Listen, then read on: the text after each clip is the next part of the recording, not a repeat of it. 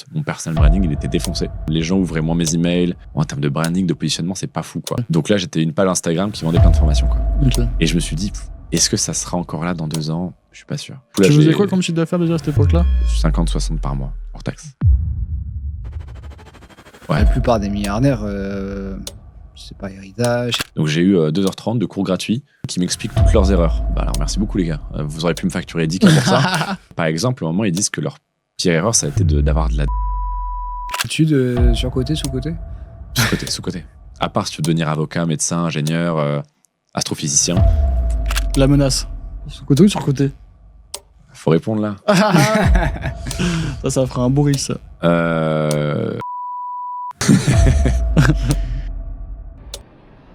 À 22 ans, t'as même pas fait d'études en fait. Non, j'ai même pas passé mon bac.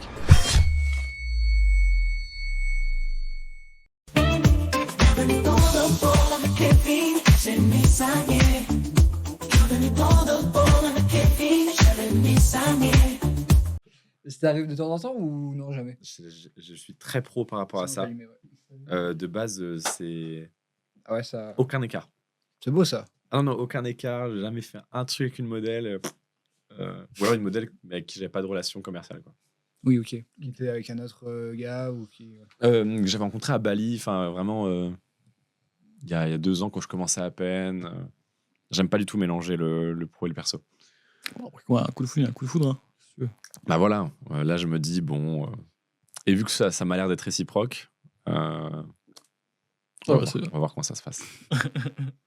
Non, mais toi, t'as commencé à combien de temps en fait ça? Moi j'ai commencé une vraie activité ou vraiment les Ouais. premiers pas. Le premier, ouais. Bah, les premiers pas c'était collège, j'avais un serveur Minecraft, sauf que ça me coûtait 13-14 balles par mois. Donc, c'était la moitié de mon argent de poche, ce qui était énorme. Et je me suis dit, mais comment est-ce que je peux absorber un peu ce coût? Et du coup, j'ai commencé à vendre des grades VIP qui donnaient accès à une sorte de rôle dans le chat. On ne voyait plus, Ok. t'écrivais en gras, des bonus, des super pouvoirs qu'on avait codés en plugin. Et j'en vendais ça 5 balles par mois. Et on en a vendu 5 dans la première journée. Je fais, waouh, 25 euros J'aurais grâce à besoin un de jeu payer avec vidéo. PayPal ou quoi. Ouais, c'est ton ça. Et, PayPal, je lui envoyais mon adresse PayPal et puis il payait 5 euros, quoi. T'avais quel âge?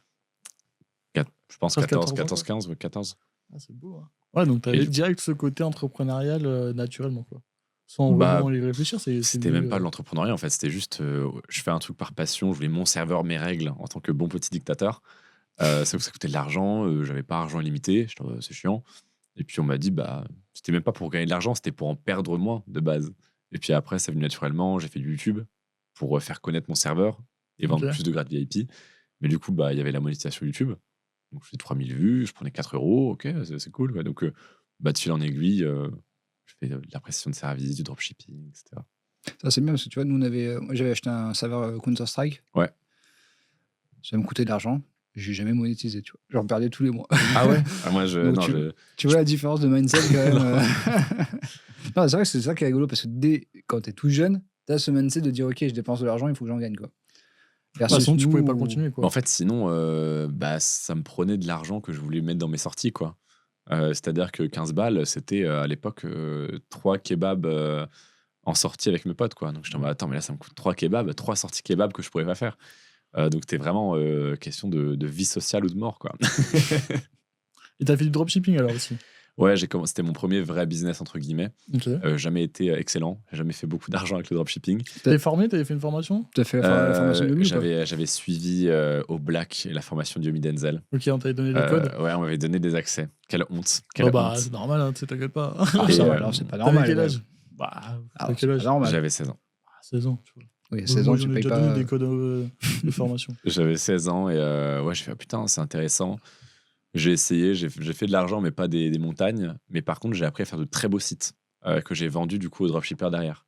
Ok. Et là, par contre, là, j'ai fait pas mal d'argent. Enfin, pas mal Alors, d'argent. donc après, tu t'es dit, au lieu de faire du dropshipping, je vais faire de la prestation de Ouais, service c'est où ça. je vends du coup des sites e-commerce. En fait, j'étais dans tous les groupes dropshippers sur Facebook et tous avaient besoin d'un site. Et sauf qu'ils n'avaient pas les thèmes.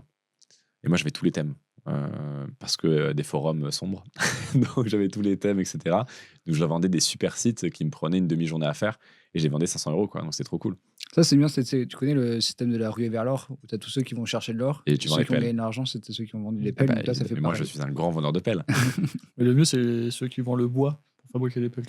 Ouais, mais c'est ça. Non, mais c'est un peu cette strat-là, quoi. C'est-à-dire que tu fais de l'affiliation, dans mon cas, puis du management, puis tu fais une formation, puis tu fais une plateforme. Enfin, c'est toujours, tu vends l'appel d'au-dessus, quoi. Ouais, bien sûr. Trop Ok, cool. donc ouais, donc dropshipping. Et après, t'as fait, donc ouais, donc après prestation de service, tu faisais des sites pour des dropshippers. Donc ça, t'as 17 ans, quoi, un truc comme ça. Ouais, c'est ça. Je Donc suis t'es en encore à l'école. Je suis en première plus quand tu ES rentres. à Auxerre, ouais. Donc, dans une petite ville de Bourgogne. Donc, j'ai le droit au. Ah ouais, c'est le mec qui pense qu'il va devenir riche Ah ouais, avec Internet. Ah ouais, oui, moi j'avais les Aussi, brimades. t'avais ta chaîne YouTube, etc. Donc les gens te Ah ouais. reconnaissaient. Et puis en plus, j'avais basculé sur du contenu de top, des tops. Alors c'était super précis, mais c'était des top intro templates. À l'époque, tous les YouTubeurs en devenir voulaient leur intro, avec leur nom qui gigote, avec la musique, des effets. Et en fait, il y avait un gros truc sur le marché US. Et du coup, moi, je faisais des top 5 templates d'intro où tu pouvais télécharger le fichier de l'intro selon Et si tu t'aimes. faisais quoi avec Illustrator ou un truc comme ça ou avec Non, mais moi, j'avais aucune compétence. C'est-à-dire que les intros, je les prenais à des designers et je faisais des tops en les créditant. Ok. Et en fait, les gens devaient télécharger le fichier Cinema 4D, Blender, etc. pour remplacer les lettres par leur nom de youtubeur. Et du coup, ils devaient forcément cliquer sur le lien dans la description. Et moi, j'utilisais un truc qui s'appelait Shrink Earn qui permettait, tous les 1000 clics, de recevoir $5. Mais du coup, tous les gens qui regardaient voulaient le lien d'au moins une des intros présentées dans la vidéo. Donc en fait, je gagnais 5 fois plus avec la monétisation, avec la monétisation des liens ouais. que la monétisation YouTube, quoi. Et pareil, il y avait aussi un système d'affiliation où Shrink Earn te permettait de toucher 30% des gens que tu parrainais et qui allaient utiliser le système de lien payant, quoi. Donc c'était génial. Moi, j'avais des amis qui faisaient des tops aussi. Je disais, ouais, utilise ce truc, c'est génial, c'est génial. Et du coup, je me faisais du revenu passif en première, quoi. C'était trop cool. Ouais, donc t'as toujours eu cette fibre alors, comme ça. Ouais, mais c'était pas par passion business ou par Tu kiffais, mindset quoi. C'était entrepreneurial. C'était vraiment en par mode nécessité. nécessité par envie d'avoir un meilleur PC gamer, de pouvoir aller au kebab plus souvent, quoi. C'était vraiment. Et puis c'était ton kiff aussi, non? Quoi, t'aimais faire ça? C'était pas une corvée, j'imagine. Non, mais il y avait quand même un côté boulot, quoi. Je sortais un top par jour, hein. Ok. Top 5, top 10, top 25. Donc, mine de rien, Ouais, c'est du quand taf. les potes ils jouent aux jeux vidéo, moi j'étais sur mon Sony Vegas Pro 14 à faire mes trucs. Donc, il y avait quand même un côté taf et un côté pas cool. Après, ça me déplaisait pas. Il y a pire, hein. Il y a des gens qui travaillent dans les champs. Bon, je préférais ce que je faisais. Mais c'était pas non plus une passion à la Steve Jobs en mode je vais changer le monde, quoi. C'était vraiment ça rapporte de l'argent, je veux un meilleur PC gamer. J'ai pas envie d'attendre 2 ans de faire des économies, donc je me bouge, quoi. Ok. Et tu te formais comment? C'était sur YouTube, Franchement, sur le tas. sur le tas, quoi. Je voyais un concurrent qui faisait des tops. Je disais, ah putain, intéressant. Attends, mais pourquoi il y a un lien qui est bizarre, qui me fait patienter 10 secondes Ok, d'accord. Ah, ça s'appelle Shrink Earn. En fait, je découvrais et puis Et je tu testais, testais. je bidouillais, quoi. Mhm. Bah, l'avantage quand tu fais une vidéo, un contenu par jour, c'est que tu as le temps d'itérer, de prendre de la data, de tester, etc. Pareil, quand il y a eu Fortnite qui est apparu, bah, dès qu'il y avait un jeu vidéo qui était tendance, je faisais un top 5 Fortnite intro templates ou un top 5 Minecraft intro templates. Et en fait, je surfais sur toutes les tendances pour essayer de gratter du buzz là-dessus, quoi. T'étais le roi des templates. Ouais. C'était notre époque, hein. Là, ça paraît très abstrait, mais à l'époque, c'était un gros truc, les intros, quoi. Il y a une chaîne qui s'appelait iFresh HD et qui avait genre 400-500 000 abonnés juste pour des tops d'intro, quoi. Et là, du coup, quand première, donc tu fais ta chaîne YouTube avec ça, tu commences, t'as combien d'abonnés du coup au fur et à Je crois mesure que le max que j'ai atteint, c'était 25 000. C'était pas énorme. Les gens s'abonnaient pas aux chaînes de top. Ils regardaient beaucoup, mais ils s'abonnaient pas. Bon, 25 Et 000, c'est j'ai déjà vu énorme, que les intros, ça commençait à pu être un truc qui avait de la hype. Donc c'est là où j'ai switch sur tout ce qui était dropshipping, prestation de service en première. Et ça a commencé à bien marcher en drop. Ça marchait relativement. C'était quelques milliers d'euros par mois. Après, il y a eu la vente de sites web, donc fin de première, où là, vraiment, j'étais en mode, ah ouais, là, je fais du 4000 balles de profit, quoi, net. En plus, t'as 16 ans première, donc c'est cool. Et c'est là où j'ai créé, du coup, Fortumedia pour documenter ce que je faisais, quoi. Ok, donc Fort du Média, donc c'est une chaîne YouTube. c'est Alors, ça avant À la tout, c'est base un compte Instagram. Ah, ok. De base, c'est un compte Instagram. Et c'était pour documenter ton aventure entrepreneuriale. Ouais. Quoi, ce que tu faisais, quoi. Face cachée. Oui, parce j'ai que, vu ça. J'étais gamin. Donc tu j'étais montrais au pas ton lycée. visage, hein. Ouais, zéro. Ça arrivait quand que t'as montré ton visage? Il y a 1 an et demi, hein. Ouais, c'est ça, C'est ouais. très, très récent. Parce que après, du coup, au début, je l'ai fait par nécessité de pas me montrer. Et puis après, c'était tellement un élément de branding. en mode ah ouais, le mec. En plus, j'ai fait mon premier million de ventes d'infoproduits sans me montrer. Donc, c'était en plus un fer de lance marketing énorme, quoi. Attends, faut que tu nous racontes tout ça. C'est pas Marketing Mania aussi qui faisait ça aussi. Au départ, il montrait pas son visage. C'est possible. C'est très Je crois possible. aussi, ça arrivait aussi après, où il a commencé après à, effectivement, à faire aussi du personal branding. Mais je crois que les premières années, il montrait pas du tout son visage, c'était que des vidéos YouTube. Oh, j'adorais. Ouais, Je me suis- c'est de bonne qualité. Hein. Marketing Mania, c'est quand même. Ouais, c'est moi, il un m'a des meilleurs, ouais. beaucoup pas pris. Hein. Enfin, c'est-à-dire que les grandes notions de marketing, etc., je les ai apprises chez des mecs comme Marketing Mania quand j'étais au lycée. Ouais, non, complètement. C'est comment préparer un TEDx. Je me souviens, j'avais vu des vidéos qui m'avaient vraiment marqué, les secrets de telle personne. Enfin, j'adorais. Je consommais énormément. Moi, je viens beaucoup de cette école-là, Marketing Mania, Antoine BM, etc. Ouais. Ça me parlait plus que des mecs Je crois en que d'ailleurs, Thaïlande. ou Antoine Dubaï. BM, je crois il arrête sa chaîne pour l'instant, je crois, il part en sac à dos. Je crois que j'ai vu ça. Ouais, là, il a pété son câble. Bientôt crise de la quarantaine. Je sais pas ce qui lui arrive, mais c'est très bien. Ouais. Il a aussi le luxe, la liberté de le faire, donc c'est très très bien. Mais là où je me suis un peu distancé d'Antoine BM dans mes idées, mes valeurs, etc., c'est que pour moi, il n'est pas très ambitieux. C'est un excellent créateur de contenu, mais lui-même dit qu'il n'est pas entrepreneur, en fait. C'est un créateur de contenu. C'est un mec qui veut vivre selon ses propres termes, mais qui veut pas s'emmerder, quoi. Et moi, j'ai un peu plus, je pense, d'ambition en mode, bah voilà, SaaS, plus création d'empire, etc. Lui, il est en mode, laissez-moi vivre en paix, laissez-moi tranquille. Et c'est une autre vision que je respecte. Bon, j'aimerais quand même qu'on fasse une petite intro quand même pour le présenter, parce que on a fait un bon contexte. On sait qui tu es, voilà, d'où tu es parti, mais il faudrait quand même qu'on se fasse une petite intro. Je sais que tu n'aimes pas les intros, mais c'est quand même intéressant de faire les intros. Je la couperai, mais. Je rigole. Vas-y. Là, je te laisse la faire. C'est toi qui l'as préparé. Bah écoute, Manora. Oui. Peut-être toi sur les réseaux, donc ça fait un petit moment que tu es sur les réseaux. Ouais. Ça fait quoi, 6-7 ans du coup ouais, Sur Instagram, vraiment, ouais, c'est 4-5 ans à peu près. 5 ans Ouais. Ok. Donc tu fais du business en ligne. Je préfère en fait que tu te présentes toi-même, en fait, ce serait plus simple. Ouais, ok. Ok. Donc, ouais, je m'appelle Manuel Avranches. J'ai créé Fortumedia, qui est mon business principal. J'ai commencé voilà, avec du dropshipping, enfin, déjà avec du bidouillage, avec Minecraft, YouTube, etc. Ensuite, avec du dropshipping, de la prestat de service. Et ce qui m'a vraiment fait exploser, c'était l'infoproduit, où je m'étais vachement inspiré du système d'Antoine BM, d'ailleurs. Et du coup, aujourd'hui, je suis, je pense, un des plus gros acteurs du marché du contenu exclusif en France. Donc, l'industrie Mime, OnlyFans, etc. Où, en gros, j'apprends aux gens à créer leur agence de management au travers d'une formation. Et j'ai une plateforme concurrente à Mime OnlyFans qui s'appelle Reveal. Donc, qui est mon gros projet, qui est un SaaS que je développe depuis 1 an. Okay, alors ça, faut vraiment qu'on en parle, parce que concurrencer quand même Mime et OnlyFans, c'est quand même ouf. Quand même, 22 ans, c'est ça? Ouais, c'est ça, 22 ans. Quand même pas mal. Comment tu es passé de un business un peu plus classique, en fait, ça vous Ouais. vendre d'entrepreneuriat, à OnlyFans, Mime, tout ça? J'avais une sorte d'école en ligne où les premières formations que je fais, c'est des choses que je maîtrise, du copywriting, de la vente, etc. Sauf qu'au bout d'un moment, tu arrives à un plafond de verre où tu peux pas enseigner et connaître tous les sujets du monde, mais ton audience a des besoins. C'est-à-dire que, par exemple, mon audience, elle voulait savoir bien se déclarer, choisir son statut juridique, pas payer trop d'impôts. Sauf que moi, je suis pas comptable, je suis pas avocat fiscaliste, mais je vois qu'il y a une demande. Du coup, je vais voir un cabinet d'expertise comptable. Je leur dis, ça vous dit qu'on tourne pendant une journée, vous préparez pendant 2 semaines, on tourne pendant une journée ou 2, et puis moi, je vends la formation, et puis vous prenez une commission à vie sur le chiffre d'affaires. Oui, pour eux, c'est quasiment no risque, c'est 2 jours de travail. Toi, ils venaient nous voir. Je vous connaissais pas à l'époque. Et Mais du comment coup, tu arrives dans le monde de la formation, en fait, déjà?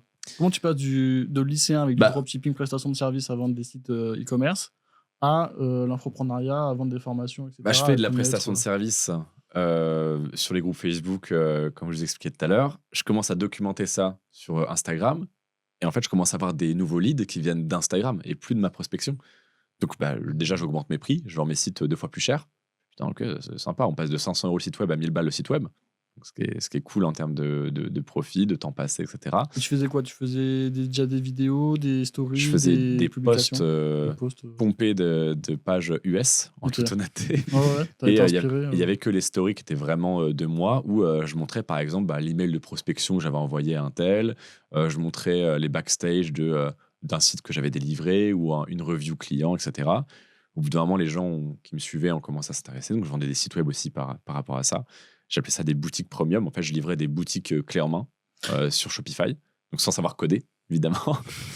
Et en fait, au bout d'un moment, je me suis dit, putain, mais l'infoproduit, quand même, c'est un bon business. Peut-être que je pourrais essayer, quoi. Et j'ai sorti une formation qui s'appelait Marketing Sectaire. Donc, où, en gros, on prenait les techniques des sectes, qui avait été une de mes lubies. J'avais lu plusieurs livres dessus. Ça m'intéressait. Je me suis dit, bon, ça pourrait être super intéressant, quoi. Donc, j'en fais une petite formation. Je filme mon écran. Je la mets sur Podia. Je la vends à 59 €. Et puis, je fais 500 € le premier jour, quoi. Tu fais la promotion sur ton Instagram. Ouais, c'est ça. Et via ma liste email que je développais grâce à mon Instagram. Et comment tu t'es dit de faire tout sur Instagram et pas créer un site classique Parce que je voulais une source d'acquisition. Ouais, donc tu savais très bien qu'Instagram était bien plus puissant. Largement. Ouais. Largement. Et puis en plus, à l'époque, c'était pas le reach de maintenant. C'est-à-dire que tu faisais un post déglingué, il pouvait facilement faire plusieurs centaines de milliers de vues, quoi. Le niveau était très très bas. Ah ouais. C'est ça. C'était les débuts de Canva aussi. Donc il n'y avait personne qui connaissait non plus. Enfin, très peu de gens en tout cas. Et puis moi j'étais un fou. C'est-à-dire que je mettais 5 posts par jour. Pendant 2 ans, j'ai fait ça, quoi. 5 posts par jour à bourriner, quoi. Ah, mais c'est fou, tu vois, d'arriver à comprendre tout de suite que les réseaux sociaux étaient bien plus puissants et que tu pouvais vendre directement sur Instagram que créer un site. Normalement, quand tu dis tiens, je vais me lancer dans un business ou quoi, tu vas créer ton site, tu vois, un site internet classique et tu vas essayer d'attirer du monde dessus. Mais c'est cool que tu as réussi à tout de suite comprendre que en fait, non, je vais faire sur mon Instagram, je vais créer du contenu sur Instagram et je vais avoir des leads qui vont arriver automatiquement parce qu'on va me contacter grâce à mon contenu. Ouais, pour moi c'était naturel parce que mes ventes de sites web venaient de Facebook. J'avais jamais eu de site web pour dire que je vendais des sites web, ce qui est assez paradoxal d'ailleurs. Et juste, en fait, je m'infiltrais dans les groupes Facebook et je tapais dedans, je publiais du contenu en mode bonjour, j'ai fait ce site web pour tel client, si vous êtes intéressé, DM. Et c'est con, mais ça marche, quoi. Enfin, Déjà, tu étais déjà avec Facebook, tu comprenais déjà ce business de. Ouais. Et du coup, j'ai fait 2 ans d'école en ligne où là, je prenais des experts comptables, des gens experts dans tel domaine ou qui avaient un business dans telle niche qui fonctionnait très bien. Ils venaient chez moi, on faisait la formation. Ils prenaient 20-25% des revenus. Moi, je prenais 75% ou 80%. C'était quand même un bon deal. Mais par contre, j'apportais l'audience, je faisais toute la vente, tout le marketing, le support client. Ils avaient vraiment rien à faire et c'était passive income pour eux tout le temps qu'on vendait la formation, quoi. Donc là, tu as vendu des formations sur le marketing, sur l'expertise comptable. Alors, je veux bien qu'on en discute parce que comme c'est notre domaine, j'aimerais bien comprendre. Ouais. Donc là, comment il s'appelle le cabinet ? Il s'appelait, celui-là, c'était avec Amine Tper. Et le cabinet s'appelait... C'est un jeune expert comptable, le expert comptable ? Ouais, c'était un jeune expert comptable. C'était le cabinet d'Amine Tper. Je ne sais plus comment il s'appelle. Ah oui, c'est Exilio, comme ça. Exilio, c'était ça. Exilio, exactement. Ah oui, ok, donc tu as fait une formation avec lui. Ouais, c'est ça. Donc tu lui as dit, ok, moi j'ai des gars qui me posent plein de questions sur comment monter une boîte, la fiscalité, la TVA, ok. Donc tu lui as dit, ok, toi tu tournes les vidéos et après moi je te vends la formation. C'est ça. Ok, et donc tu as fait ça avec lui, ça s'est bien vendu ? En fait, moins que j'espérais, parce que les gens, déjà que ça les saoule la compta, ils n'ont pas envie de payer pour apprendre à la faire. Donc c'est plus un service done for you, et le done with you, où on t'apprend, ça marche pas trop. Mais en fait, c'était le système qu'on répliquait pour tous les formats. Et du coup, on a fait ça pendant 2 ans. Grosse machine à cash, du coup, parce que j'avais des gens qui m'écrivaient les pages de vente, des gens qui m'écrivaient les emails, des gens qui faisaient les formations. Et moi, juste... Mais c'est incroyable de faire ça à cet âge-là. Comment tu t'es formé là-dessus ? Tu vois, nous, on est en train de le faire. Et bon, tu vois, on a 34 ans maintenant. Et c'est quand même un nouveau monde. Et on a appris petit à petit, brique par brique, où là, on comprend maintenant ce que c'est qu'un tunnel de vente, comment ramener du vente dessus, un système d'emailing. Comment tu as réussi à apprendre tout ça ? Pareil, tu t'es inspiré des Américains ? Je me suis beaucoup inspiré d'un Allemand qui s'appelle Niklas PD, qui était excellent sur Instagram. Il n'y avait que lui qui en parlait. Donc, il avait une formation à 7 balles. Je l'ai prise. Bon, le retour sur investissement, autant dire qu'il était... j'ai jamais vu ça. Et sinon, en fait, j'étais très... ok, j'ai besoin de savoir ça. Je prends une formation, j'applique la semaine d'après. Okay. Donc, je ne prenais pas des grosses formations à 1000 balles de 28 heures. Je prenais le format Antoine BM, par exemple. C'est-à-dire que email quotidien, ok, ça m'a l'air intéressant pour créer de la connexion avec quelqu'un. J'achète, j'applique. Et je faisais ça avec plein de formateurs US, français, etc. Et je consommais, et puis j'appliquais vraiment la semaine d'après. Donc j'avais mon petit empire, en fait, avec mes carousels qui étaient postés tous les jours. Je les faisais même plus. C'était des contenus que j'avais fait il y a longtemps, qu'un designer reprenait pour moi et postait. Donc source d'acquisition de conversion, c'était fait. Les copywriters qui faisaient les emails de vente, les pages de vente, et les formateurs qui faisaient les formations. Et moi, je margeais peut-être à 65%, 70% au total. Génial. Et du coup, à un moment est venue la fois où j'ai fait une formation avec un mec qui bossait dans le X. Et là où j'ai vu l'engouement, moi en plus j'ai toujours aimé le côté controversé, un petit peu border dans l'image, où je fais chier les gens. Donc là, le X, je me suis dit, ah, ouais, c'est quand même sympa. Et dans le X, en fait, dans cette formation-là, tu as 80% des élèves qui ont eu des résultats grâce à une chose, c'était l'affiliation mime, le management OnlyFans. Et là, je me suis dit, oh, Il y avait quoi d'autre dans la formation? comment créer un site de dropshipping je peux pas dire le... Sextoy, ou un truc comme Oh, ça. on peut le dire alors. De sextoys, créer des sites de niche de X, donc pour les fétichistes, etc. Il y avait quoi? Comment investir dans des actions d'entreprises qui produisent du Viagra, du machin, ou alors ce genre de choses.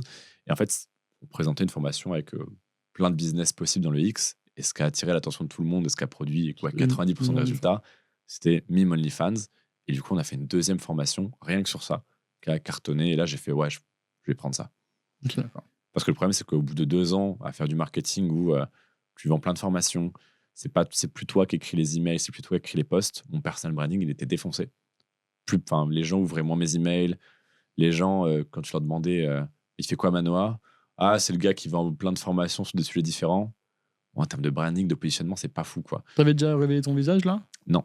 Ok. Donc là, j'étais une page Instagram qui vendait plein de formations, quoi. Ok. Et je me suis dit, est-ce que ça sera encore là dans 2 ans? Je suis pas sûr. Et du coup, là, Tu faisais j'ai quoi comme chiffre d'affaires déjà à cette époque-là? 50-60 par mois, hors taxe. T'étais tout seul, c'était qu'une équipe de freelance après. Ouais, c'est ça. Une assistante, un monteur, et sinon, c'était à la commission, le reste. Il y avait le mec qui faisait mes carousels aussi, mais en presta. Et du coup, au bout de 2 ans, je sens que vraiment, j'ai essoré ma liste email, j'ai essoufflé mon audience, je les ai saoulés. Donc je me dis, là, si je fais pas un changement radical, dans 1 an, j'existe plus. Donc j'ai fait mon face reveal, j'ai fait des séminaires dans des châteaux, des trucs de fou, et j'ai pris le positionnement OnlyFans à mort. Parce qu'en fait, il y avait personne en France qui le faisait, et il y avait déjà des gars qui commençaient à me dire, ah, t'es le mec d'OnlyFans. Je me suis dit, oula, là, on tient peut-être un truc, quoi. Au début, t'es en mode, non, mais je suis pas qu'un mec d'OnlyFans, j'ai fait ça quand même, et j'ai fait ça. Après, ouais, je Et suis finalement, tu te dis, mais ta gueule, enfin, on t'offre un personal branding unique sur un plateau, prends-le. Et du coup, j'ai switch uniquement là-dessus. Et bon, OnlyFans, au niveau du grand public, ça n'a pas forcément bonne réputation, Non. notamment être manager OnlyFans. Est-ce que ça a été un frein pour toi? Est-ce que tu y as pensé? Est-ce qu'au contraire, ça t'a encouragé à le faire parce que tu aimes ce côté clivant? Et tu savais déjà, en fait, tu savais ce que c'était un manager OnlyFans grâce à la formation du mec. C'est ça. Et puis du coup, moi, j'ai commencé à faire de l'affiliation mime, parce que c'est super passif. Encore aujourd'hui, le taf que j'ai fait en 2022 d'affiliation mime, ça me rapporte 5-6K par mois, quoi. Donc c'est ultra passif, c'est génial. Donc je commence à faire de l'affiliation mime en parallèle. Donc je suis ma propre formation, quoi. Du management, donc ça marche bien, etc. Donc, ouais, il n'y avait pas Et- d'a priori. De quoi? T'avais pas d'a priori sur le business. Non, moi, du moment que c'est légal, en toute honnêteté, j'ai pas de problème avec ça, quoi. Du moment que ça respecte la loi, je me dis, bah voilà, ça respecte la loi. Si quelqu'un n'aime pas, bah, c'est son droit.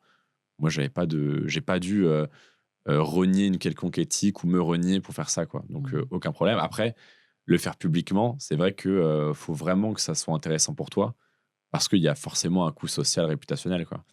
Moi, je Justement, alors, sais du que je coup- serai jamais invité à certains events, je sais que je pourrai jamais accéder à certains endroits, à certaines opportunités, parce que je suis dans l'OFM, quoi. Et que je le fais publiquement. Style quoi?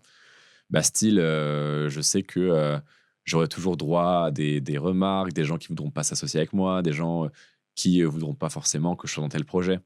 Moi, par exemple, anecdote, j'ai fait une levée de fonds. Enfin, j'ai fait une levée de fonds. J'ai participé à une levée de fonds il y a 1 an et quelques maintenant pour le média Le Crayon. Bon, depuis, mes parts ont fait x3 en paper money avec offre de rachat. Donc, vraiment, concrètement, on a une offre voilà, où ça fait x3.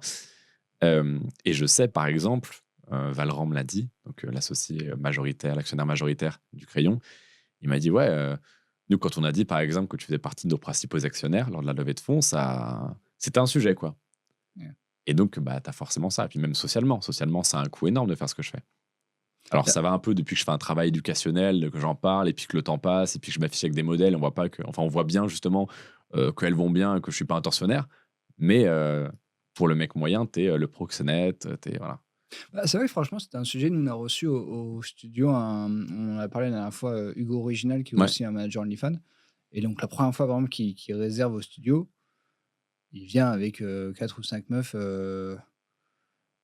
tout habillées. Sexy, bien sûr, Voilà, ouais. il n'y a pas beaucoup de tissu, quoi.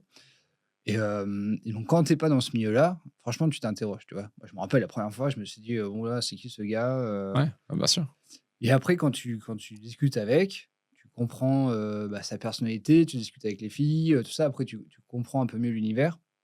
Après ça va, tu vois? Mais c'est vrai que pour quelqu'un qui est en dehors de tout ça, il y a tu as raison, ce côté, réputation sociale Bien qui sûr. doit prendre un coup, Ah mais c'est sûr. et puis, encore, il y a la réputation sociale. Moi, j'y suis vachement, imperméable. C'est-à-dire qu'un mec dans la rue, ou le mec sur, Twitter qui me dit à proxénète, oui, bon, t'es 50e de la journée, ça, j'en ai vu d'autres, tu vois? C'est Non, c'est sûr. bon, ça va.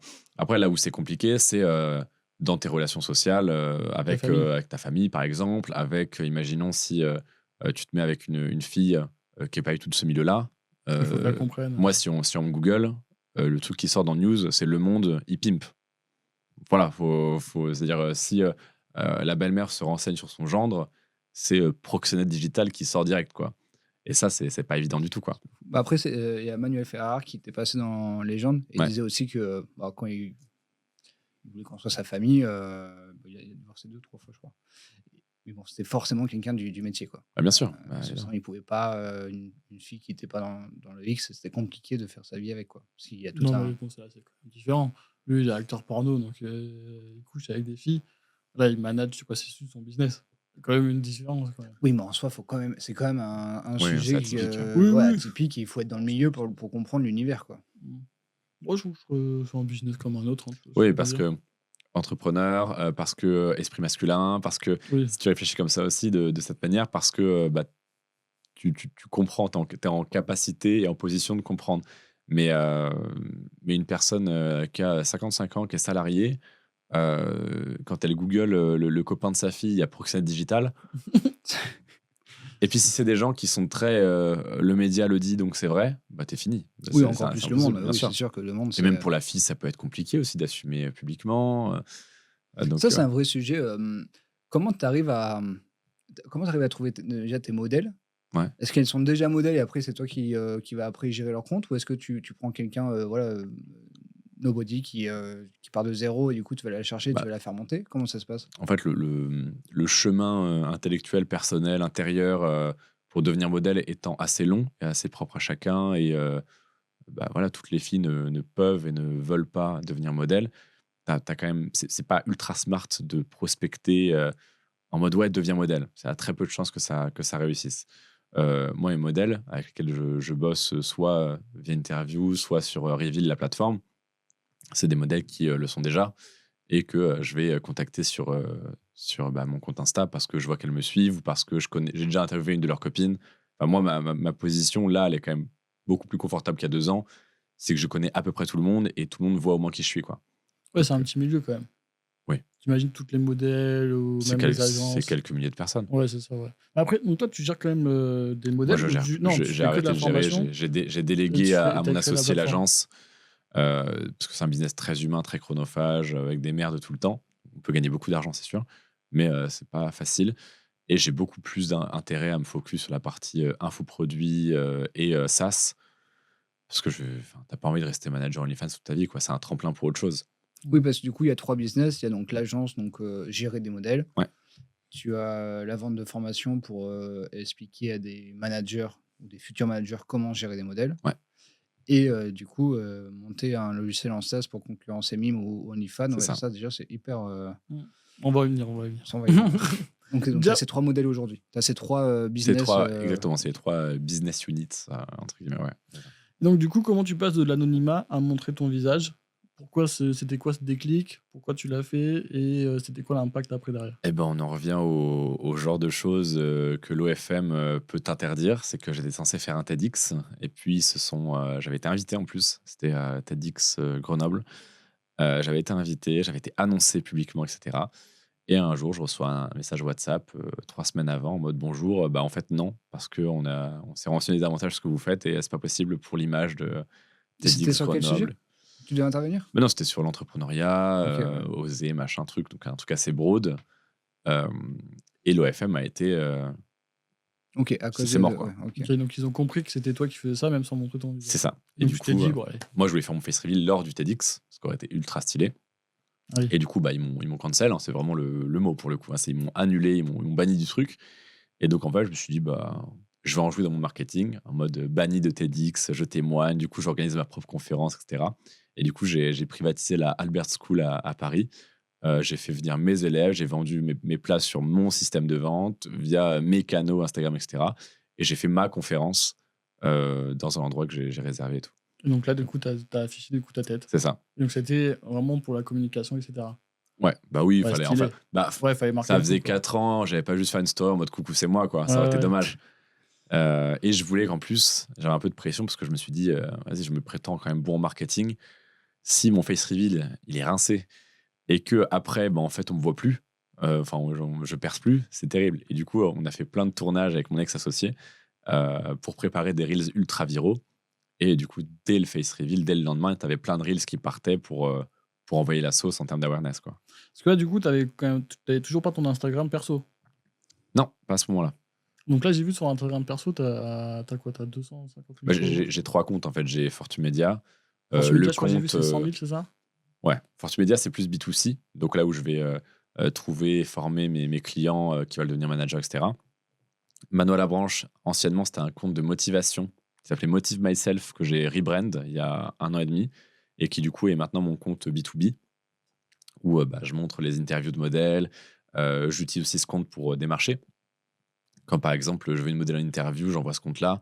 Enfin, j'envoie avec ce compte-là, bah, Meta Verified plus 260K. J'ai un taux de réponse qui est abusé.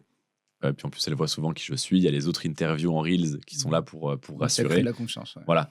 Et j'ai mon compte perso où là, c'est juste mes amis entrepreneurs. Voilà. Ok. Ok. Et donc, du coup, tu montes du coup ton visage, etc. Tu commences. Voilà. C'est bon, c'est public. Ouais.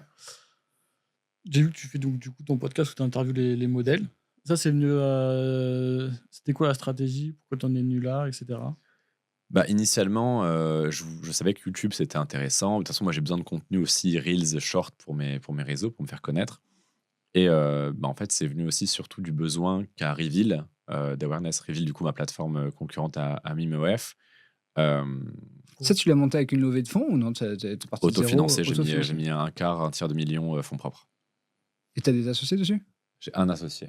Qui a aussi mis de l'argent ou c'est lui Non. qui fait Non, l'opérationnel lui, c'est gavé, lui. Mais j'ai beaucoup plus de parts. Et lui, il est advisor, plus il amène de la clientèle parce qu'il a une des plus grosses agences OnlyFans de France. On parle de ses chiffres tous les mois, de profit. Enfin, il est très, très, très fort. Non, parce que OnlyFans, pour donner un peu des chiffres, je crois que c'est plusieurs milliards, je crois, c'est ça, non? De valorisation, c'est 18 milliards et c'est 6,5 ou 6 milliards de dollars dépensés sur la plateforme par an. Ouais. C'est toi qui avais mis un. Je crois que c'est Hugo aussi, aujourd'hui, mais je crois que c'est plus que la NBA, non? C'est pas ça? Ça Ouais. génère plus d'argent que la NBA? Ouais.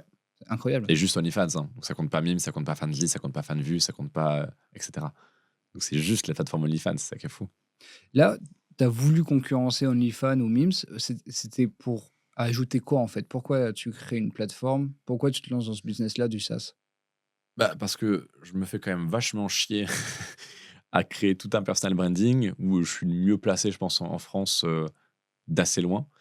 On forme des agences qui sont contentes lorsqu'elles sortent de la formation et qu'on ont des résultats et on capte aucune richesse sur celles qu'on crée.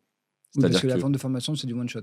bah ouais, nous, on a une formation, notre promesse, c'est bah, tu sors, c'est une agence qui tourne. Eh ben, ils sortent, ils ont une agence qui tourne et puis ils n'ont plus besoin de nous, quoi. Et puis on n'a plus rien à leur vendre. Donc on s'est dit, bah, comment est-ce qu'on peut capter de la richesse sur ça? Et en fait, on voulait pas revendre un autre infoproduit ou un coaching ou autre. On s'est dit, mais en fait, il y a plein de défauts sur Mime. Il y a des trucs qui manquent sur OnlyFans. Bon, on fait notre plateforme, on réduit la commission que prennent les deux géants. On fait un truc beaucoup plus B2B, beaucoup plus humain. Et en fait, on envoie nos agences, nos modèles là-dessus, quoi. Et du coup, c'est pour faire connaître la plateforme qu'on a créé ce podcast, ce format, où on invite des modèles. Et puis, c'est aussi une chose qu'on peut mettre en avant pour leur donner envie de venir. C'est en mode, bah ouais, mais tu viens, non seulement on te prend moins de commission, non seulement c'est mieux fait, surtout pour la collab agence modèle qui est plus sécurisée, et des features que n'ont pas les deux géants. Et en plus, on te met grave en avant avec des interviews qui sont reprises sur TikTok, qui partent viral, etc. D'accord. Ok. Et là, tu as combien de modèles du coup dessus? Là, on en a, c'est pas encore beaucoup parce qu'on n'a pas activé les leviers qu'on a en réserve. On en a 80-90.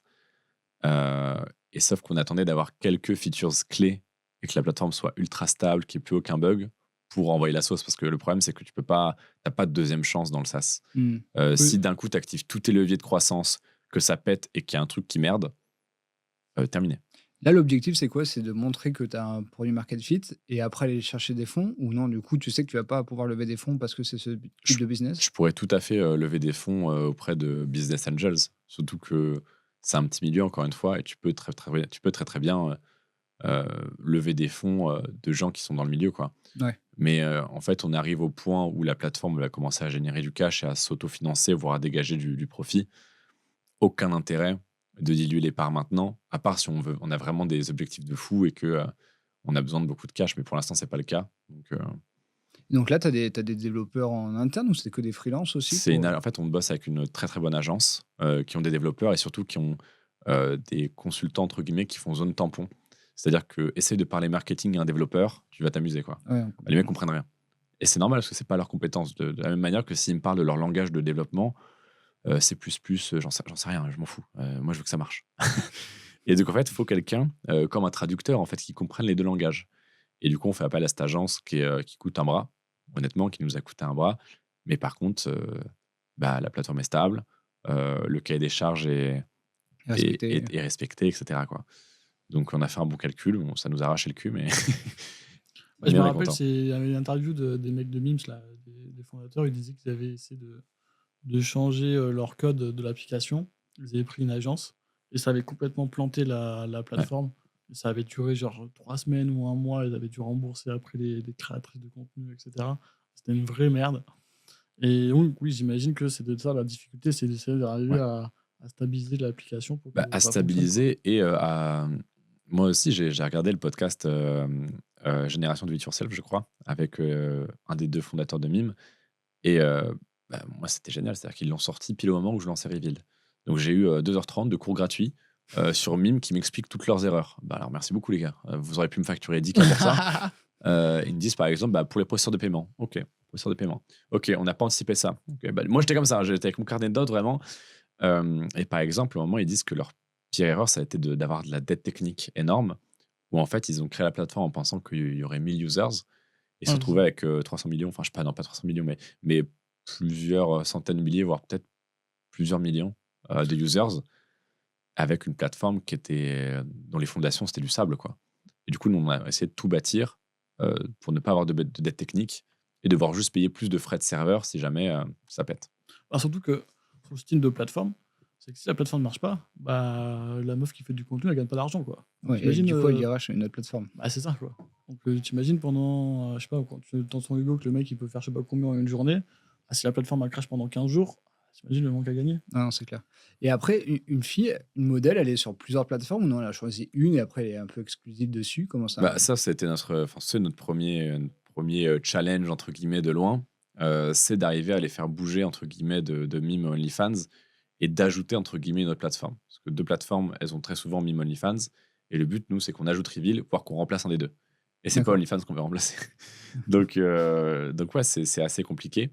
Mais c'est faisable, surtout quand tu leur dis, en fait, nous, on a beaucoup moins de bugs, on est beaucoup plus stable que le géant que tu utilises.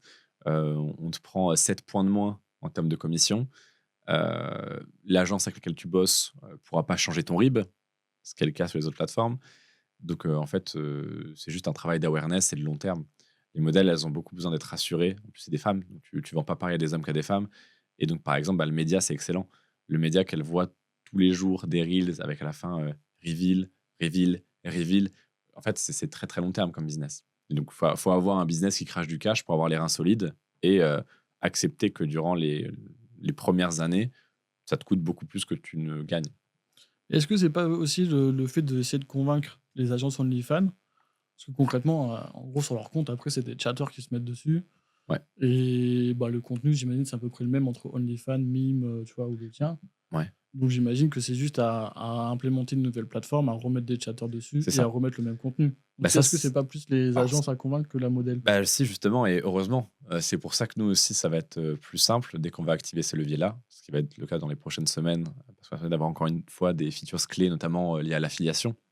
C'est aussi pour ça qu'on n'a pas envoyé la sauce, parce qu'on n'avait pas les bonnes features d'affiliation, les bonnes pages, le bon process pour que tout soit fluide. Mais nous, en fait, on s'adresse majoritairement aux agences qui ensuite font venir leur C'est ça. modèle avec de l'affiliation en plus. Euh, mais les agences sont unanimement d'accord pour dire qu'on éclate les deux autres en termes d'UX, en termes d'outils, de fonctionnalités, etc. quoi. Bon, surtout en plus, si tu as plus de rentabilité, tu donnes moins de commissions à les autres plateformes, c'est encore plus avantageux. Mais en plus, ce qui est bien pour toi, c'est que si tu convaincs une agence, elle a peut-être, je sais pas moi, 100 modèles dans son portefeuille, bah, ça te fait directement 100 modèles de plus. Et ouais, ils peuvent tout gérer depuis la même interface. Ouais, c'est C'est-à-dire ça. que si tu as 10 modèles OnlyFans, ça veut dire que tu vas te déconnecter d'OnlyFans, te reconnecter au profil de modèle, déconnecter, reconnecter. Nous, tu as ton espace agence, tu as tous tes modèles, les messageries à portée de clic. Enfin, c'est un très bon produit. Quoi. Non, franchement, c'est cool. Je reviens sur le côté réputation, tout ça. Comment ça s'est passé si tu as étudié la chose sur les fondateurs de Mime, par exemple? Est-ce qu'ils ont eu aussi ouais, cette dette sociale un peu? Ou non, en fait, vraiment, eux, c'est vraiment de la tech, ils ont créé une plateforme et du coup, ça, c'est le côté cool et c'est vraiment le côté manager ou c'est le côté un peu proxénète du coup, qui va pas? Ou est-ce que c'est vraiment tout le monde est dans le même panier? Ma question, en fait, d'ailleurs, c'est est-ce que du coup, en switchant sur les logiciels SaaS, du coup, ça va complètement changer aussi ton personal brand? Bah, déjà, tu n'es plus comme le simple proxénète, quoi, aux yeux des gens qui vont t'insulter. Quand tu passes quand même un step et les gens te parlent différemment quand tu as une plateforme. Mais en fait, il y a un petit peu malheureusement ce côté-là où on te dit plus t'es proxénète, on dit t'es la maison close, tu vois. Donc c'est pas forcément mieux, quoi. Mais eux, ils ont très peur, en fait. Ils sont très mal à l'aise avec ce qu'est réellement leur plateforme. Oui, T'écoutes leur podcast, ils le disent pas. Ils t'as parlent plus l'interview... de Snake ou de trucs comme Voilà, ça qui sont sur la plateforme t'as que. l'intervieweur qui dit mais votre plateforme elle est quand même vachement pornographique. Et là, ils se Oui, ils crispent, sont, tu, ils sont tu pas sens bien. qu'ils assument pas. Et ça, d'ailleurs, ça déplaît beaucoup aux modèles qui font leur chiffre d'affaires, quoi. Grave. Ils se crispent. Ils font non, mais en fait, on a que 30% de nos créateurs qui font du X. Oui, oui, mais la part du chiffre d'affaires, messieurs. Et ça, ils le disent pas. Donc, il y a une grosse hypocrisie et ils sont terrifiés. Parce que c'est des quarantenaires, cinquantenaires qui viennent de Paris, de la ville, de machin. Et heureusement que ça fait beaucoup de cash. Du coup, tout le monde leur lâche les bottes. Mais voilà. Je savais pas, il y a d'autres personnes qui font pas du X qui sont sur cette plateforme? Bah oui, bien sûr. Pour faire quoi? Bah, du Bah, trading. bonne question. Mais personne, mais personne. Mais non, parce que les gens qui font du trading, ils font un podier, un système.io, et puis ils évitent 25% de commission. Non, mais surtout, Mec. là, en gros, ils essayent. Tu vois, même, ils ont fait un contrat exclusif avec DJ Snake pour pouvoir qu'il crée du contenu sur la plateforme de Mime. Ils essayent, en fait, Mais on joue pas dans le même communiquer game. là-dessus. En fait, c'est que. Mais 99% de la De leur plateforme, revenu, oui, c'est quand même du. Ah oui. Ah, Mais- mais tu vois, je savais même pas qu'il y avait d'autres Mais t'as jamais personnes regardé des interviews? Ils ont fait une interview avec Théo Lyon. Ils ont fait. franchement, Ils sont connus, les mecs. Franchement, c'est Gaspard et. Je sais plus comment. Pierre Ouais, Garner. ok, ouais. Mais c'est vrai que les mecs, ils sont très. Ils sont quand même assez hype, quand même, dans le côté un peu start-up et tout, quand même. Parce qu'ils sont quand même invités quand même dans pas mal de podcasts. En fait, Mais c'est vrai encore qu'ils une se fois, t'es le vilain petit canard, mais quand le vilain petit canard il Ouais, pèse 1 milliard, bizarrement, Ouais, c'est ça, ouais. bon, allez, on l'accepte, on fait l'exception, tu Ah, vois. ouais, normal. t'as la carte, c'est bon. Non, mais c'est l'exemple que je prends toujours. Mais avec Xavier Niel, il a fait le Minitel Rose. On lui disait ah bouh, oh là là, horrible. Puis il est devenu milliardaire. On a fait ah après c'est pas grave. Tu vois. Non, mais Franchement, c'était cool. C'est drôle. Ah, mais bien sûr. Mais c'est vrai quoi, ils se cachent un petit peu quand même. Ils veulent pas trop dire ce qu'il y a vraiment sur leur plateforme, quoi. Quand tu les écoutes, Ok. c'est vrai que on dirait que c'est minime ça sur leur business, alors que c'est leur business principal, quoi. Oui, puis ils sont en mode, oh, on le subit. Oui, j'ai connu pire. J'ai connu pire, je pense, Grave. comme chose qui t'arrive, quoi. En tout cas, ils le bloquent pas, quoi, tu vois. Parce que s'ils aimeraient vraiment arrêter ça, ils le bloqueraient, quoi. Tu vois. Oui, bah, c'est fight. Faut être honnête. Après, c'est une bonne chose pour moi. Il y a beaucoup de gens qui sont en mode, mais c'est la banalisation de la prostitution. Vous vous rendez pas compte. Ou alors du porno, machin. On est en mode, bah, déjà, c'est pas de la prostitution. Et deux, par rapport au truc de banalisation du porno, etc. Excusez-moi, mais c'est quand même beaucoup mieux que des plateformes comme Mime, OnlyFans qui doivent du coup requérir une carte bancaire. Donc c'est quand même beaucoup les gens, plutôt qu'un site en libre accès où il y a beaucoup plus de mineurs qui vont y aller, par exemple. Tu vois. Les gens sont les premiers à cracher sur Mime OnlyFans. Ouais, Mime OnlyFans, c'est payant. Donc c'est-à-dire que tu as une carte bancaire, tu dois avoir une carte bancaire. Donc c'est-à-dire que tu as au moins 15-16 ans, quoi. Ce qui est déjà beaucoup mieux que les sites qui, je pense, sont visités par des personnes bien plus jeunes, quoi.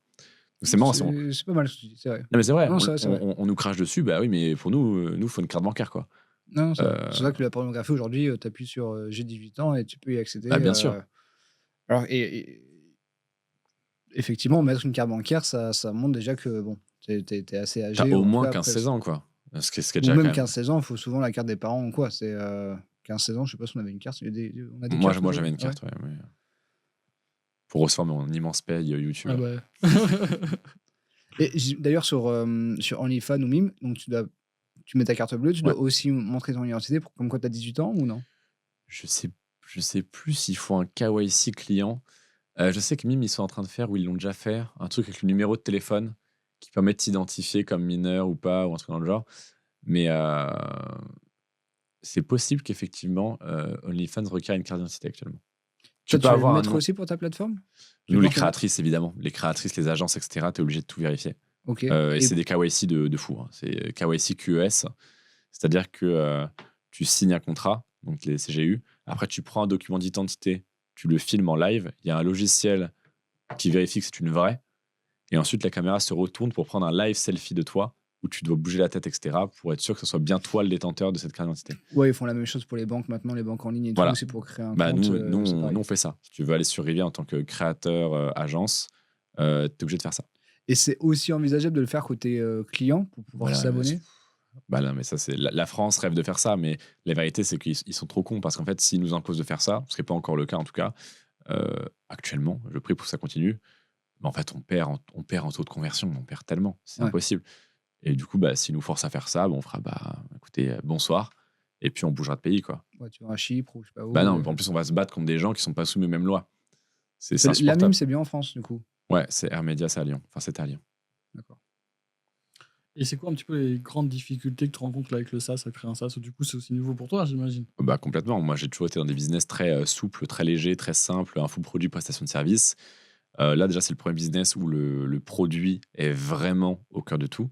L'infoproduit, c'est le marketing qui est au cœur de tout. On dit ce qu'on veut. En revanche, là, le SaaS, si ton produit est mauvais, les gens ne l'utilisent pas et c'est mort. Tu peux pas fake. Le marketing ne peut pas pallier si tu as un mauvais produit. Donc, le produit au centre de tout, c'est l'industrie du X. Donc, tu te confrontes à des barrières à l'entrée énormes en termes de bancarisation, payment processing. Ah, les banques, ils te suivent pas, quoi, ils veulent pas te. Bah, déjà, tu pourras jamais Ouvrir lever un du compte. crédit, à part si tu fais vraiment énormément de cash. Si tu peux avoir un compte, mais pas chez la plupart des banques en ligne, par exemple. Pour Ça, encaisser des c'est paiements, marrant. Jill avait un. Je peux raconter ça aussi. Ouais, moi, j'avais une boutique de CBD, et pareil aussi, ils m'ont refusé tout. c'est high risk. Donc, c'est le même problème. Ouais. Du coup, là, t'es Euh, chez qui là, comme banque alors? T'as trouvé quoi? CIC. CIC, du coup. Ouais. Et et c'est- on ouvre plein de comptes chez des banques en ligne pour avoir au cas où s'il y a un freeze, etc. Ok. Et après, du coup, en plateforme de paiement, du coup, tu peux pas utiliser Stripe Non. ou PayPal ou quoi, du coup. Tu es obligé de prendre des processeurs privés avec Plus des de commissions. contrats, ouais, plus de commissions, où tu dois être ultra carré sur tout. Parce qu'en fait, ils travaillent directement avec Visa Mastercard. Et Visa Mastercard peuvent à tout moment leur demander, leur opérer un contrôle en mode oui, ce mec-là là, que vous avez, on veut toutes les pièces d'identité de tous les modèles, on veut tous les KYC à jour, etc. Tu dois être ultra carré. Ça, t'as appris comment, du coup? Sur le tas. Bah, sur le tas et avec des avocats. Pour ça, parce que Vous êtes combien dans la boîte? de quoi? Vous êtes combien en ce moment à travailler sur ce projet? Bah, si tu comptes tout le monde, on est une douzaine, je pense. Et donc, c'était quoi le plus dur? C'était justement de comprendre vraiment tout l'écosystème Bah, et toutes les barrières qu'il peut Bah, avoir. en fait, pour nous, essayer on avait de- une position de fou avec mon associé, c'est que lui, il a des relations dans le milieu du mannequinat, du modeling, donc il peut à peu près approcher toutes les modèles de France. Mais Et personne n'avait un profil tech. non, c'est l'agence qu'on a prise grâce à mon réseau. Moi, j'avais toutes les agences et on avait de la trésorerie. En fait, on avait trop de choses qui valaient de l'or pour passer à côté de l'opportunité. Mais ouais, non, c'est très compliqué ce milieu-là. Par exemple, tu dois faire attention à ce qu'il n'y ait pas de blanchiment d'argent via ta plateforme. Tu dois faire attention à ce qu'il n'y ait pas de prostitution. Donc, quelqu'un qui mette des pourboires très généreux. Et en fait, tu vois qu'il n'y a pas de discussion. Du coup, il te dit, mais pourquoi il envoie des pourboires comme ça? Et en fait, ça peut tout à fait être une prostituée qui se sert de ta plateforme comme portail. Ça, tu dois vérifier. Tu dois avoir des modérateurs. Tu dois avoir des modérateurs. Il faut pas qu'il y ait de contenu on le bipera, mais de pédopornographie. Et donc, tu en es responsable, en fait, s'il y en a sur la plateforme. Donc, nous, il y a quelqu'un qu'on paye à faire des daily checks pour qu'il n'y ait pas ce genre de contenu sur la plateforme. Pour l'instant, il n'y en a pas eu, mais il regarde tous les jours pour être sûr qu'il tu n'y veux a pas pas te de retrouver contenu comme illégal ou autre. Quoi. Comme le mec de Telegram, quoi. Ouais, c'est ça. C'est ça, sauf que lui, il s'en sort bien. Et en fait, Ouais, de notre côté, on doit être ultra, ultra carré, quoi. Mais ce qui est une bonne chose. Là-dessus, moi, Oui, c'est sûr. c'est au très moins, tu bien. sais que t'es propre, Mais, quoi. mais c'est un défi, quoi. C'est Oui, que tu puis dois ça coûte de payer plus l'argent, de quoi. gens, voilà, Ouais, c'est ça. exactement. Tu dois, en termes de sécurité, tu dois être irréprochable. Non, Donc, c'est ouais. bien. Franchement, au moins, tu essaies de faire les choses carrées. Tu as un business qui est fiable. Oui. Et surtout, tu vois ça sur du long terme. Donc, tu es obligé de le faire au départ parce que tu sais que tu veux le faire sur du long terme. Donc, c'est Ouais, bien. complètement. Et puis encore une fois, c'est tout con, mais notre processeur, par exemple, il calcule pas la TVA. Du coup, nous, on était dans la merde. On se dit, bah, comment on fait Donc, au début, on a facturé la TVA française par défaut, mais sauf que des fois, il y a une TVA suisse, des fois, il y a une TVA belge. Donc, tu fais comment? Et puis, si le mec, il veut vendre aux US, on fait comment? On applique une TVA alors qu'il n'y a pas de TVA? Si tu veux, nous, on a Eh. un cabinet de TVA fiscale. Non, mais du coup, ce qu'on a fait, c'est on a développé notre propre features interne pour que peu importe le processeur qu'on utilise et qui utilise ou non une détection de pays et d'ajout de TVA, bah nous, en fait, on détecte via l'IP où est la personne et on applique une TVA, enfin la TVA correspondante ou non. Donc, par exemple, pour les US. Et c'est tout con, donc, mais si le mec il a un VPN, t'es mort, quoi. Mais bon. oui, mais personne n'utilise. Bah oui, mais sauf que légalement, c'est pas notre. Oui, c'est c'est ça, pas ta c'est pas ton responsabilité. problème. Si le mec il triche, on n'y peut rien. Et c'est 1% des gens. C'est pas grave. Mais du coup, là, on a dépensé plusieurs cas pour créer cette putain de features de merde. J'avais tout sauf envie de payer 3K pour pouvoir payer ma TVA. Aberrant.